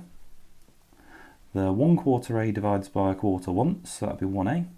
And the 3/4 B, a quarter fits into that 3 times, it would be A plus 3B. And that would be our final answer there, 1/4 A plus 3B. Okay, well, there we go. And that is our vector to get from O to P in its simplest form. Okay, so here is our next question. It says here is a scale drawing of a garden. It says we need to plant a tree 5 metres from point C, nearer to AB than AD, and less than 3 metres from DC. Shade the region where we can plant the tree. So this time we've got 3 things to be aware of, and also we are going to shade a region rather than a point. Now if you do want to draw this out and you want to replicate it in the same size, I could just measure this rectangle for you, and as you can see it's 8.5 centimetres down. And if we want to go across, the rectangle is going to be, let's have a look, around about 13 centimetres across. So again, you don't have to draw this, but if you did want to follow along by drawing it, then you can absolutely do so. So we'll start with the first bit of information here where it says we need to plant a tree 5 metres from point C. So if we're going to go from point C, then again, we're going to draw a circle around point C. But it does say it wants it to be 5 metres. So we need to have a look at our scale, and as you can see down the bottom it says the scale is 1 centimetre is equal to 1 metre. So for 5 metres that is going to be 5 centimetres. So we just want to get our ruler and measure out our compass. So again, putting the compass point down at the bottom of the ruler and measuring out where 5 centimetres is. So 5 centimetres is only that far this time. So we'll put our compass point onto C and we'll draw a nice circular arc that shows where it has to go. So there we go, that is going to be 5 metres from point C. So there we go, that's our first part. It now tells us that it has to be nearer to AB than to AD.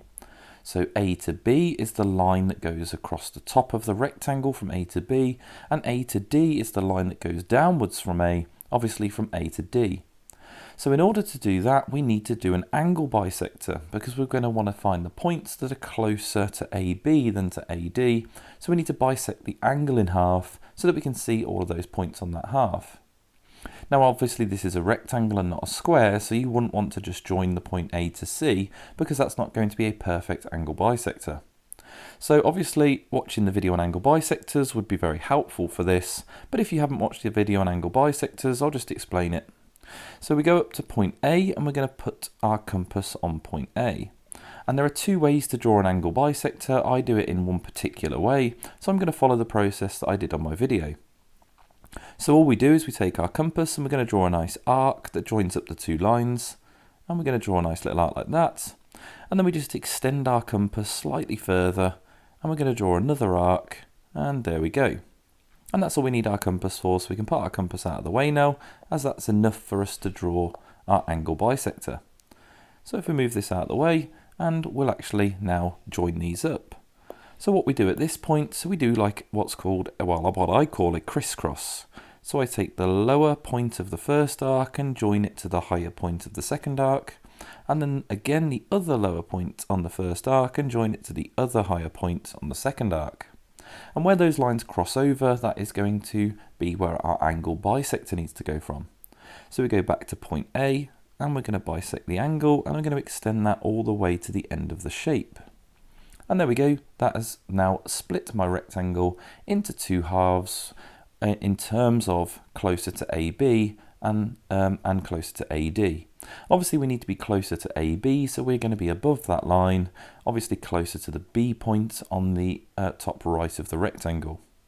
Now we've got one more bit of information that we need to do, and that says that it needs to be less than 3 meters from DC. So in order to get less than 3 centimeters or meters from DC, we actually want to measure 3 centimeters above the line DC. I've said 3 centimeters because 3 meters would be 3 centimeters according to our scale. So if we put the ruler down the bottom of this side to start with, you can see where 3 centimeters is. And we just need to mark that up. And we're just going to put a little line here where 3 centimeters is, and then we're going to do it on the other side. So going over to the other side, and again just marking that 3 centimeters so that we know where 3 centimeters up is on both sides. Now you would want to take your ruler and join those up nice and carefully, and we have a nice straight line. And again, mine's not going to be absolutely perfect. I probably could have done that a little bit better. So I'd go again. Oh dear, that's definitely not better. There we go, that's looking perfect. So there we go, there is our line, and above that is going to be greater than 3 meters from DC, and below that is going to be less than 3 meters from DC. So now we actually want to go about shading this position on the map here, or the scale drawing. So we need to plant it 5 meters from point C, and we need it to be nearer to AB than AD, and it has to be less than 3 meters from DC. So it has to be below that pink line, and it has to be closer to AB than AD. So if we think about where this is going to be, we know that it can't be above the line, so it can't be here, it can't be over here, it can't be over here, but it has to be below that. Now we know that it also can't be closer to AD, so any of these regions here below the blue line it can't be. It can't be this little one down here either. That only leaves us with 2. So we need to plant a tree 5 meters from point C. So if it has to be 5 meters from point C for whatever reason, that it can't be close to point C, it will have to be this little region here just in the middle. Otherwise it would be closer than 5 meters from point C, and it has to be at least 5 meters from point C. So that's the only region that it can be based on that bit of information, and that would be the final answer to that question. But as you can see, a question like this is pretty difficult because you've got all these construction lines all over the place, and you've got all these different bits of information. So you just need to go through them slowly, and crossing off some of the regions can be quite helpful. So obviously we've picked the easiest one to start with, which was that it had to be less than 3 meters from DC or below that pink line, which allowed us to cross off a lot of those regions. And then obviously the fact that it had to be closer to AB than AD allowed us to cross off the ones down the bottom below the blue line, and that only left us with 2 then. So we just had to think about that first piece of information, which said that we need to plant it 5 meters from point C, which just meant that it had to be above or greater than that first arc that we drew when we drew a circle around C. So there we go, that's that question. As in a bag, there are only red, blue and white counters, and a counter is taken at random from the bag and the table shows the probability of each colour. Obviously though, we can see we are missing a colour, we're missing the probability of white just here, and we'll have a look at that in just a sec. It then says James is going to take a counter, replace it and take another, and he does this 50 times. Estimate how many times he'll take a white counter. Now obviously we don't know the probability of white, but we can actually work that out. Now when I look at these probabilities in a table, I like to think of these decimals here as percentages in disguise. So this one here, 0.5, is 50%, okay, and we can look at that as a percentage instead of a decimal. Blue we've got there is 0.3, and that's 30%, there we go. And that is our second percentage. Now, all of these probabilities have to add up to 100%. So at the moment, we've got 50% and 30%, and that adds up to a total of 80% at the moment. There we go. So we're missing 20%. So that missing 20% is our decimal for white, okay? And obviously we're writing this as decimals, so if we want to have a look at it in just in terms of the decimals, we could think of it as 0.5, add 0.3, that gives us 0.8. If we look at it in terms of the decimals, there we go. So to make that equal 1, we are missing out on 0.2. So the probability of white is 0.2, or logically, if we think about it, that's 20%. Now the reason I think about it in terms of a percentage is because it's going to help us further down the line with some of these questions, and it's going to help us with this second part of this question. So it says he takes a white counter 50 times. So if he takes the white counter 50 times, we would expect him to take a white 20% of the time. Sorry, he doesn't take a white counter 50 times, but if he takes a counter 50 times, we would expect it to be white 20% of the time. So really all this question is asking us is to work out 20% of 50. Okay, so all we've got to do is pick out that little percentage question. So really we just need to find 20% of 50, and we can do that quite nice and easily. Always find 10% to start with, so 10% of 50 equals 5, and 20% is double that, so 20% is going to equal 10 times. There we go, and there's our final answer, 10. Now just another note on this, it does say that word estimate. Now normally the word estimate does mean to round, doesn't it? It means to round to one significant figure and make a little bit of a guesswork. Now in this scenario here, the word estimate is just because we are using the probabilities in order to do so. Okay, it's like when we flip a coin, it's a 50-50 chance that we'll get a head or a tail, but if we flip it twice, we're not necessarily going to actually get a head and a tail. We could get 2 tails, okay? So that's what the word estimate means in this scenario. It just means the fact that we are using the probability in order to make our best guess on how many counters or whatever the question's about we're actually going to get. So there we go, that's this question sorted. Find the missing decimal in the table. Obviously you can think about that in terms of a percentage or in terms of a decimal. They've all got to add up to 1, or they've got to add up to 100%, depending on which way you want to look at it. And then you just need to have a look at the second part of the question, have a think about what percentage of what it's actually asking. So in this circumstance here, it said 50 times, and for the amount of white counters, we identified that the white counters was 20% or 0.2, and therefore we could get 20% of 50 there. Now if you have a calculator, there is a nice quick way of doing this. I don't think it necessarily helps for the progression of this topic, but there is a quick way of doing this as well. You could just do 50 and multiply it by 0.2, and that just on your calculator basically is just the calculator way of saying work out 20%, okay? So it is the same process, but you'll get the same answer there. So you can just do a little bit of a shortcut if you want to take a nice quick approach using a calculator. But there we go, that's the end of that one. Okay, so something a little bit different here where we've got 3 circles. Again, so we've got all the same sorts of symbols, but we've got A, B and C to fill in here, and again some probability questions. But it says here the universal set here is the even numbers between 1 and 25.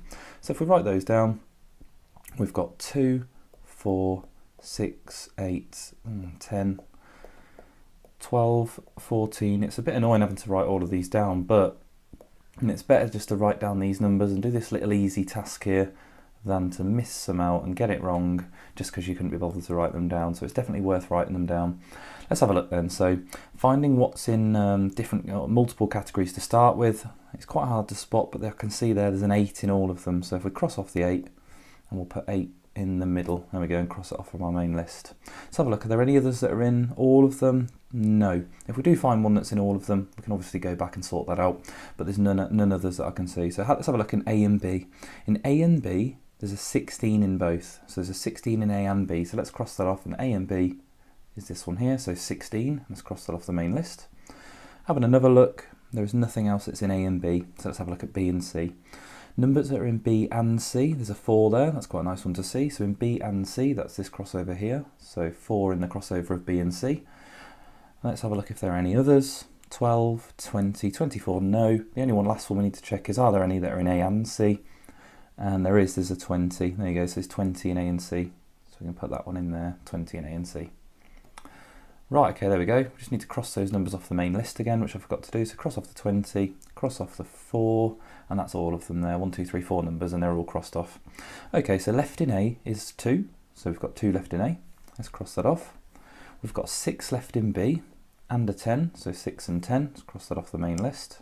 6 and 10. And then 12 and 24 to go into C. 12 and 24. Again, cross those off. 12 and 24. And then we've just got a few numbers left to go around the outside. So we've got 14 up here in the main list, 18 and 22. So 14, 18 and 22 go on the outside box there. Right, that's all the numbers put in. So again, we've got some probabilities. So it says find the probability it's in A and B. Okay, you can always write down the language there, A and B. That's the intersection of A and B. So what numbers that are in A and B? Now this is going to be a little bit tricky here because A and B you might think is, let's have a look, this 16 here. But you've also got the 8. No, yes it's in C, but it is actually in A and B. Just because it's in C as well doesn't mean it's not in A and B. So we've got 2 numbers there that are in A and B. So as a probability here, let's have a look. That's going to be 2 numbers out of, and again just count how many are in that list at the top there. So 1, 2, 3, 4, 5, 6, 7, 8, 9, 10, 11, 12. So 2 out of 12. There you go. And you don't need to simplify these probabilities. It's fine to just leave them there, even though that simplifies to 1/6. We can just leave that as it is. So the next one, we've got a U. We've got B-U-C. So let's have a look. That's B or C.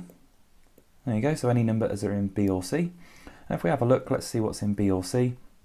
We've got all these numbers here that are in C, and all these numbers here that are in B. So yes, some of them are in A, but they are the numbers that are in B or C. Okay, it doesn't say it can't be in A, but they are the numbers that are in B or C. So if we count those up, there's 1, 2, 3, 4, 5 in C, and then an additional 1, 2, 3 that are just in B there. So 5 plus 3 is 8. So we've got 8 numbers.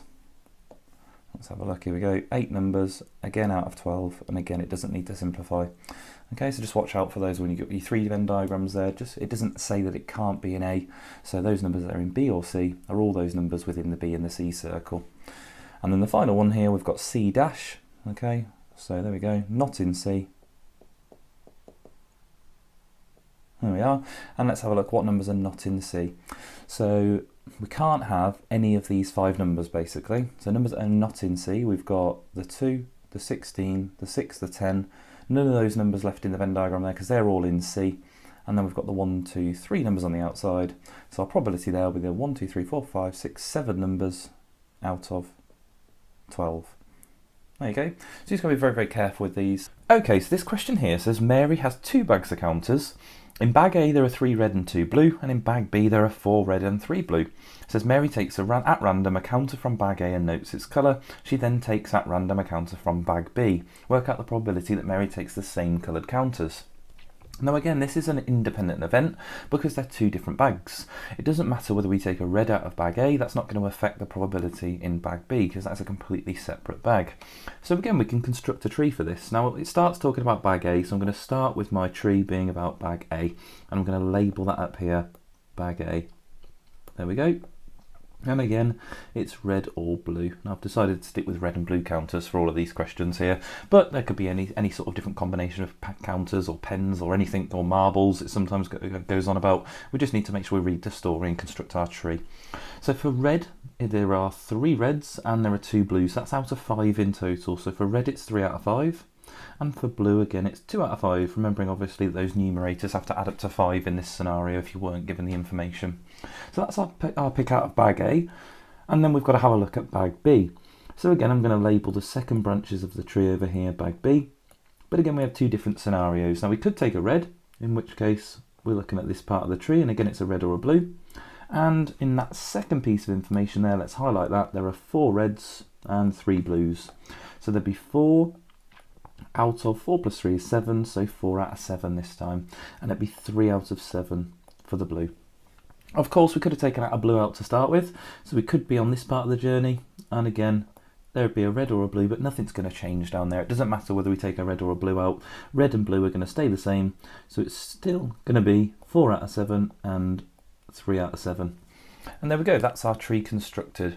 And again, just thinking about obviously those second little sets of branches there, both are the same top and bottom, as it's an independent event, and it doesn't say anything changes. You know, it might say if so-and-so took a red in bag A, that the probability changes in bag B. If it doesn't state anything though, we always just assume that it's always going to be the same there, as it doesn't say anything's going to change. So it says here, work out the probability that Mary takes the same coloured counters. So again, just thinking about the logic here, like before we had red, blue and blue, red for different coloured counters, this time it's the same coloured counters, and there are 2 ways of doing that. We could get a red going through the 3/5 there, and another red going through the 4/7. So that is our 2 fractions that we're going to have to multiply this time. So if we do those, we get 3/5 multiplied by 4/7, and again times in the top gives us 12, and times in the bottom gives us 35. So there are 12 out of 35 ways of getting 2 reds. And then obviously thinking about the fact of the same colours, we could have 2 blues. So if I go through blue 2/5 and through the other blue 3/7, that's going to give us our second probability there using those 2 fractions. So if we write those down, we have 2/5 multiplied by 3/7, and that gives us 6 on the top and 35 on the bottom. So telling us there's 6 out of 35 potential ways of getting 2 blues. And again, finishing this question off, we've got 2 probabilities that we need to add together. So I'm just going to write down the sum this time. We've got 12 out of 35, and we need to add to that 6 over 35. And 12 plus 6 is 18, and that is out of 35, again remembering not to add the denominators together there. So 18 out of 35 is going to be our final answer for this question, as our probability of getting the same colours. Remembering again though, you could get a nice easy one. It could say what's the probability of 2 blues, in which case we'd have just gone along that purple route and got 6 out of 35. Okay, so just thinking about obviously the slightly harder style questions here rather than just one straight route. Okay, so if you're able to do these, you're able to do most of those questions there. Okay, so we've got a question involving some ratio. Now it says here there are 60 people in a choir, half of the people in the choir are women, the number of women in the choir is 3 times the number of men, the rest are children. It says the number of children to the number of men is n to 1, work out the value of n, and you must show how you get your answer. So if we start with that first line, it says there are 60 people in the choir, half of those people are women. So for the women, we know that that's going to be half of 60, and there will be 30 women. It then says in the next line, the number of women in the choir is 3 times the number of men in the choir. So if we divide that by 3, the number of men in the choir must be 10. And that means that the number of women is 3 times the number of men. It says the rest of the people in the choir are children. Well, at the moment, we've got 40 people, we've got 30 women and 10 men, so therefore there must be 20 children. And that gives us then a total of 60, as it says in the question. So it then gives us a ratio, the number of children to the number of men. So if we write our own ratio, the number of children to the number of men at the moment is 20 to 10. And we've just got those values just here, 20 and 10. Now that can be written in the form n to 1. Whenever you're writing in the form n to 1, you just look at this number on the right hand side and we'll just divide by that number. So in this case, that is 10. So that would become 1, and the 20 would become 2, and that would be our ratio 2 to 1, so the value of n would be equal to 2, and that would be our final answer for this question, and just a little bit of simplification of ratio. We've got it takes 6 taps 12 hours to fill up a water tank. How long would it take 8 taps to fill up the same water tank? Okay, so it's the same water tank, okay, but we're going to have obviously more taps here. More taps, again, thinking logically, it's going to take less time. So if 6 taps take 12 hours, how long would 1 tap take? And this is always the thing we need to work out. So if we actually work that out, we've got 6 times 12, okay, 12 times longer, and that's 72 hours. Okay, I think I might have said days there, but there we go, it's hours, so 72 hours. Now having a look, we've got 8 taps, so it's going to be 8 times faster. So 72 divided by 8 leaves us with 9 hours. Making sure I don't write days there. There we go, 9 hours. Okay, so it is faster. It's gone from 12 down to 9. Obviously with more taps there, it is going to take less time, so always thinking logically about these. Okay, obviously if you did take the wrong approach here, and please do avoid this, if you did 12 hours and divided it by 6, that would give you 2. And then 2 times 8 would give you 16, and that is obviously a longer amount of time. Your answer doesn't make sense there, because if you've got more taps, it's going to be less time. And again, we are assuming here that all of the taps run at the same rate, and of course, if they don't, then it may take more, it may take less, okay? Because those extra 2 taps obviously could run at a faster rate, and therefore it could take a lot less time, or again, they could be quite slow, and actually it wouldn't reduce the time that much at all, okay? But we are making the assumption here that they're all the same taps running at the same rate. Okay, so on to our next question, and as I said, this is going to be a non-calculator version. Now it is a little bit different. We've got direct proportion and we've got some different formulas and numbers, but we're going to do this one without a calculator. So it says here y is directly proportional to the cube root of x. So straight away, before we even read on, we can write y equals k lots of, and then the cube root of x.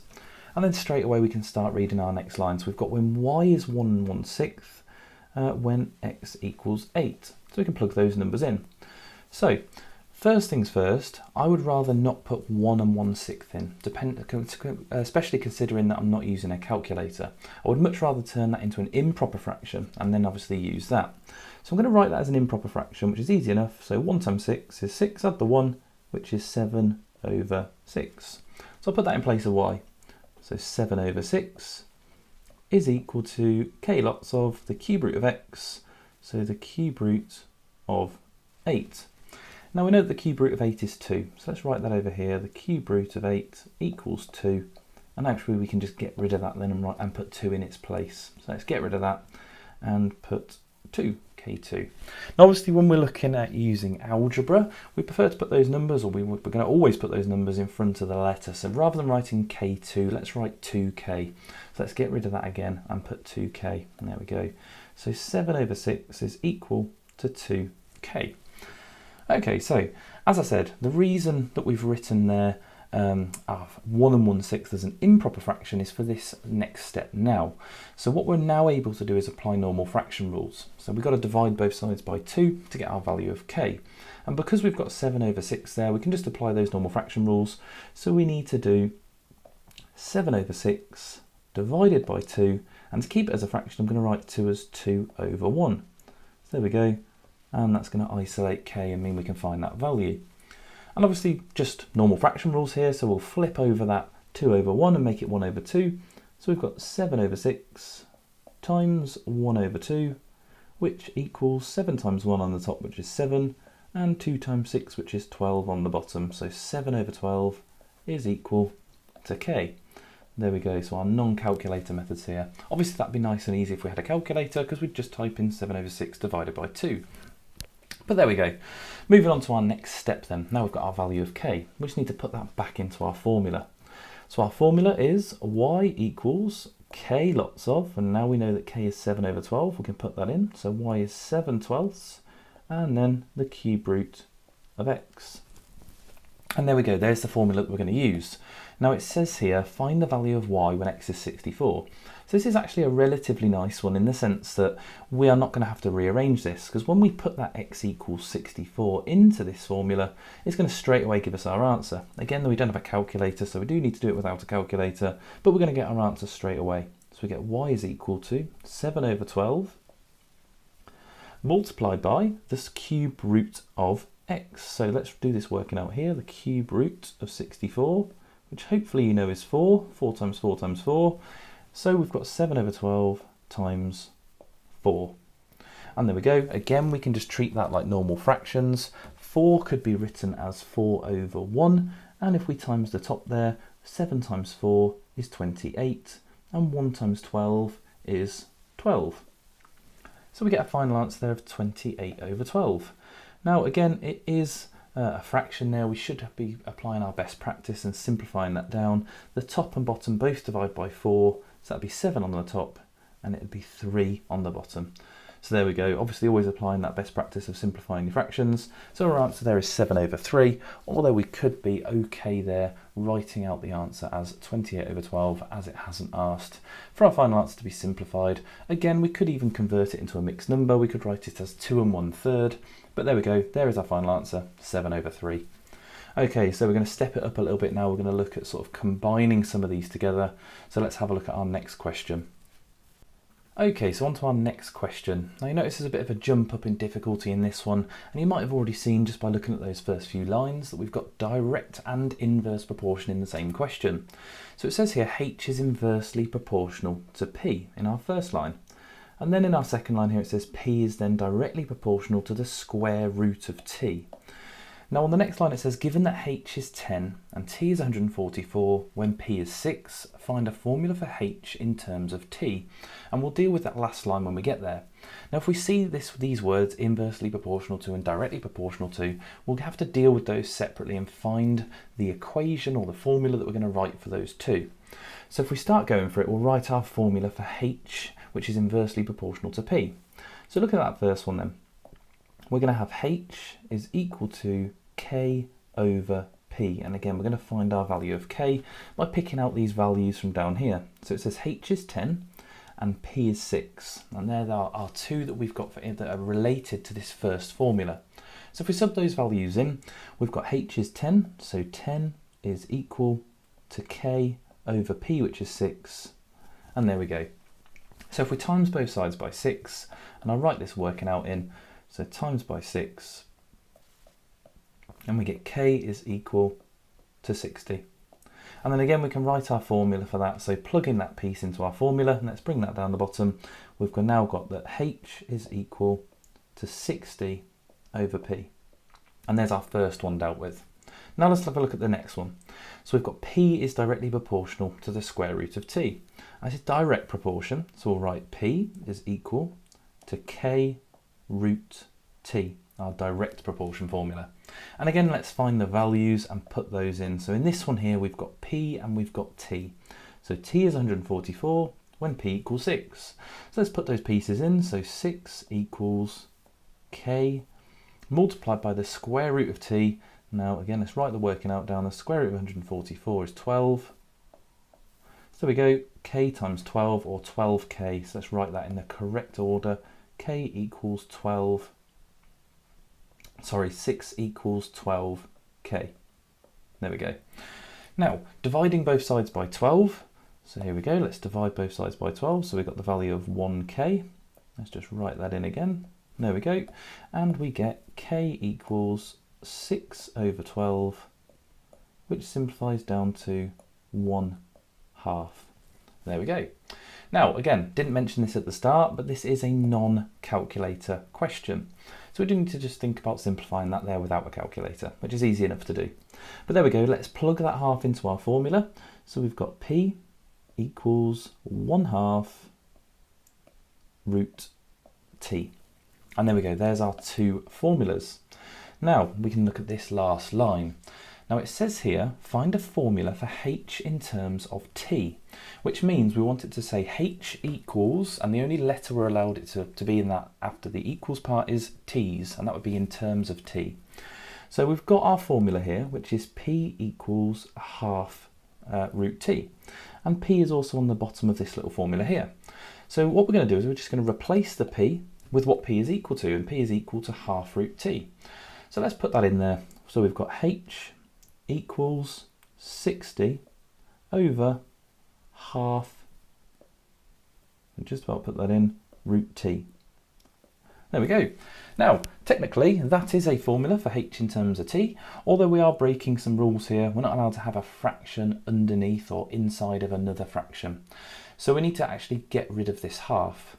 So looking at what we've got here then, we've got 60 divided by 1/2. Okay, so if we do 60 divided by 1/2, that's going to be 120. A half goes into 1 twice, it goes into 60 120 times.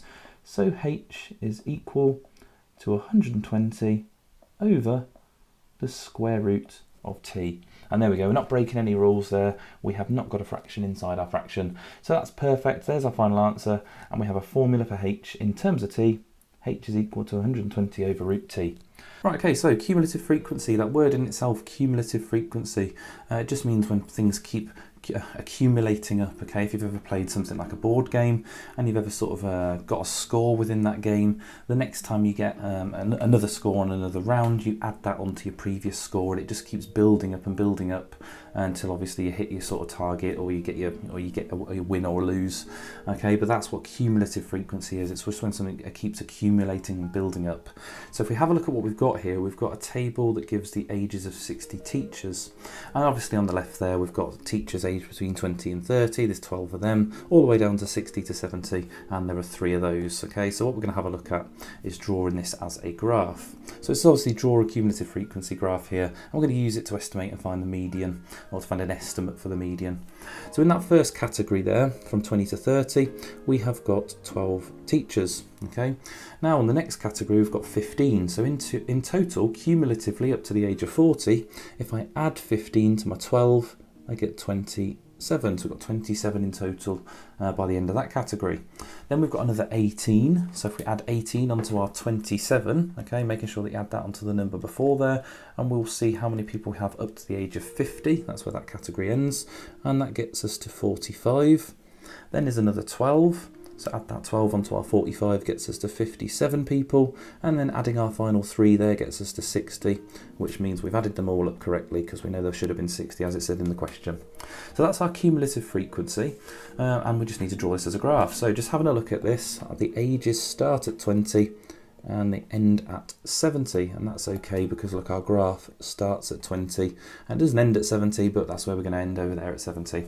So as it starts at 20, we'll start right down there at the sort of origin of the graph, and then we'll just build this all the way up to the age of 70.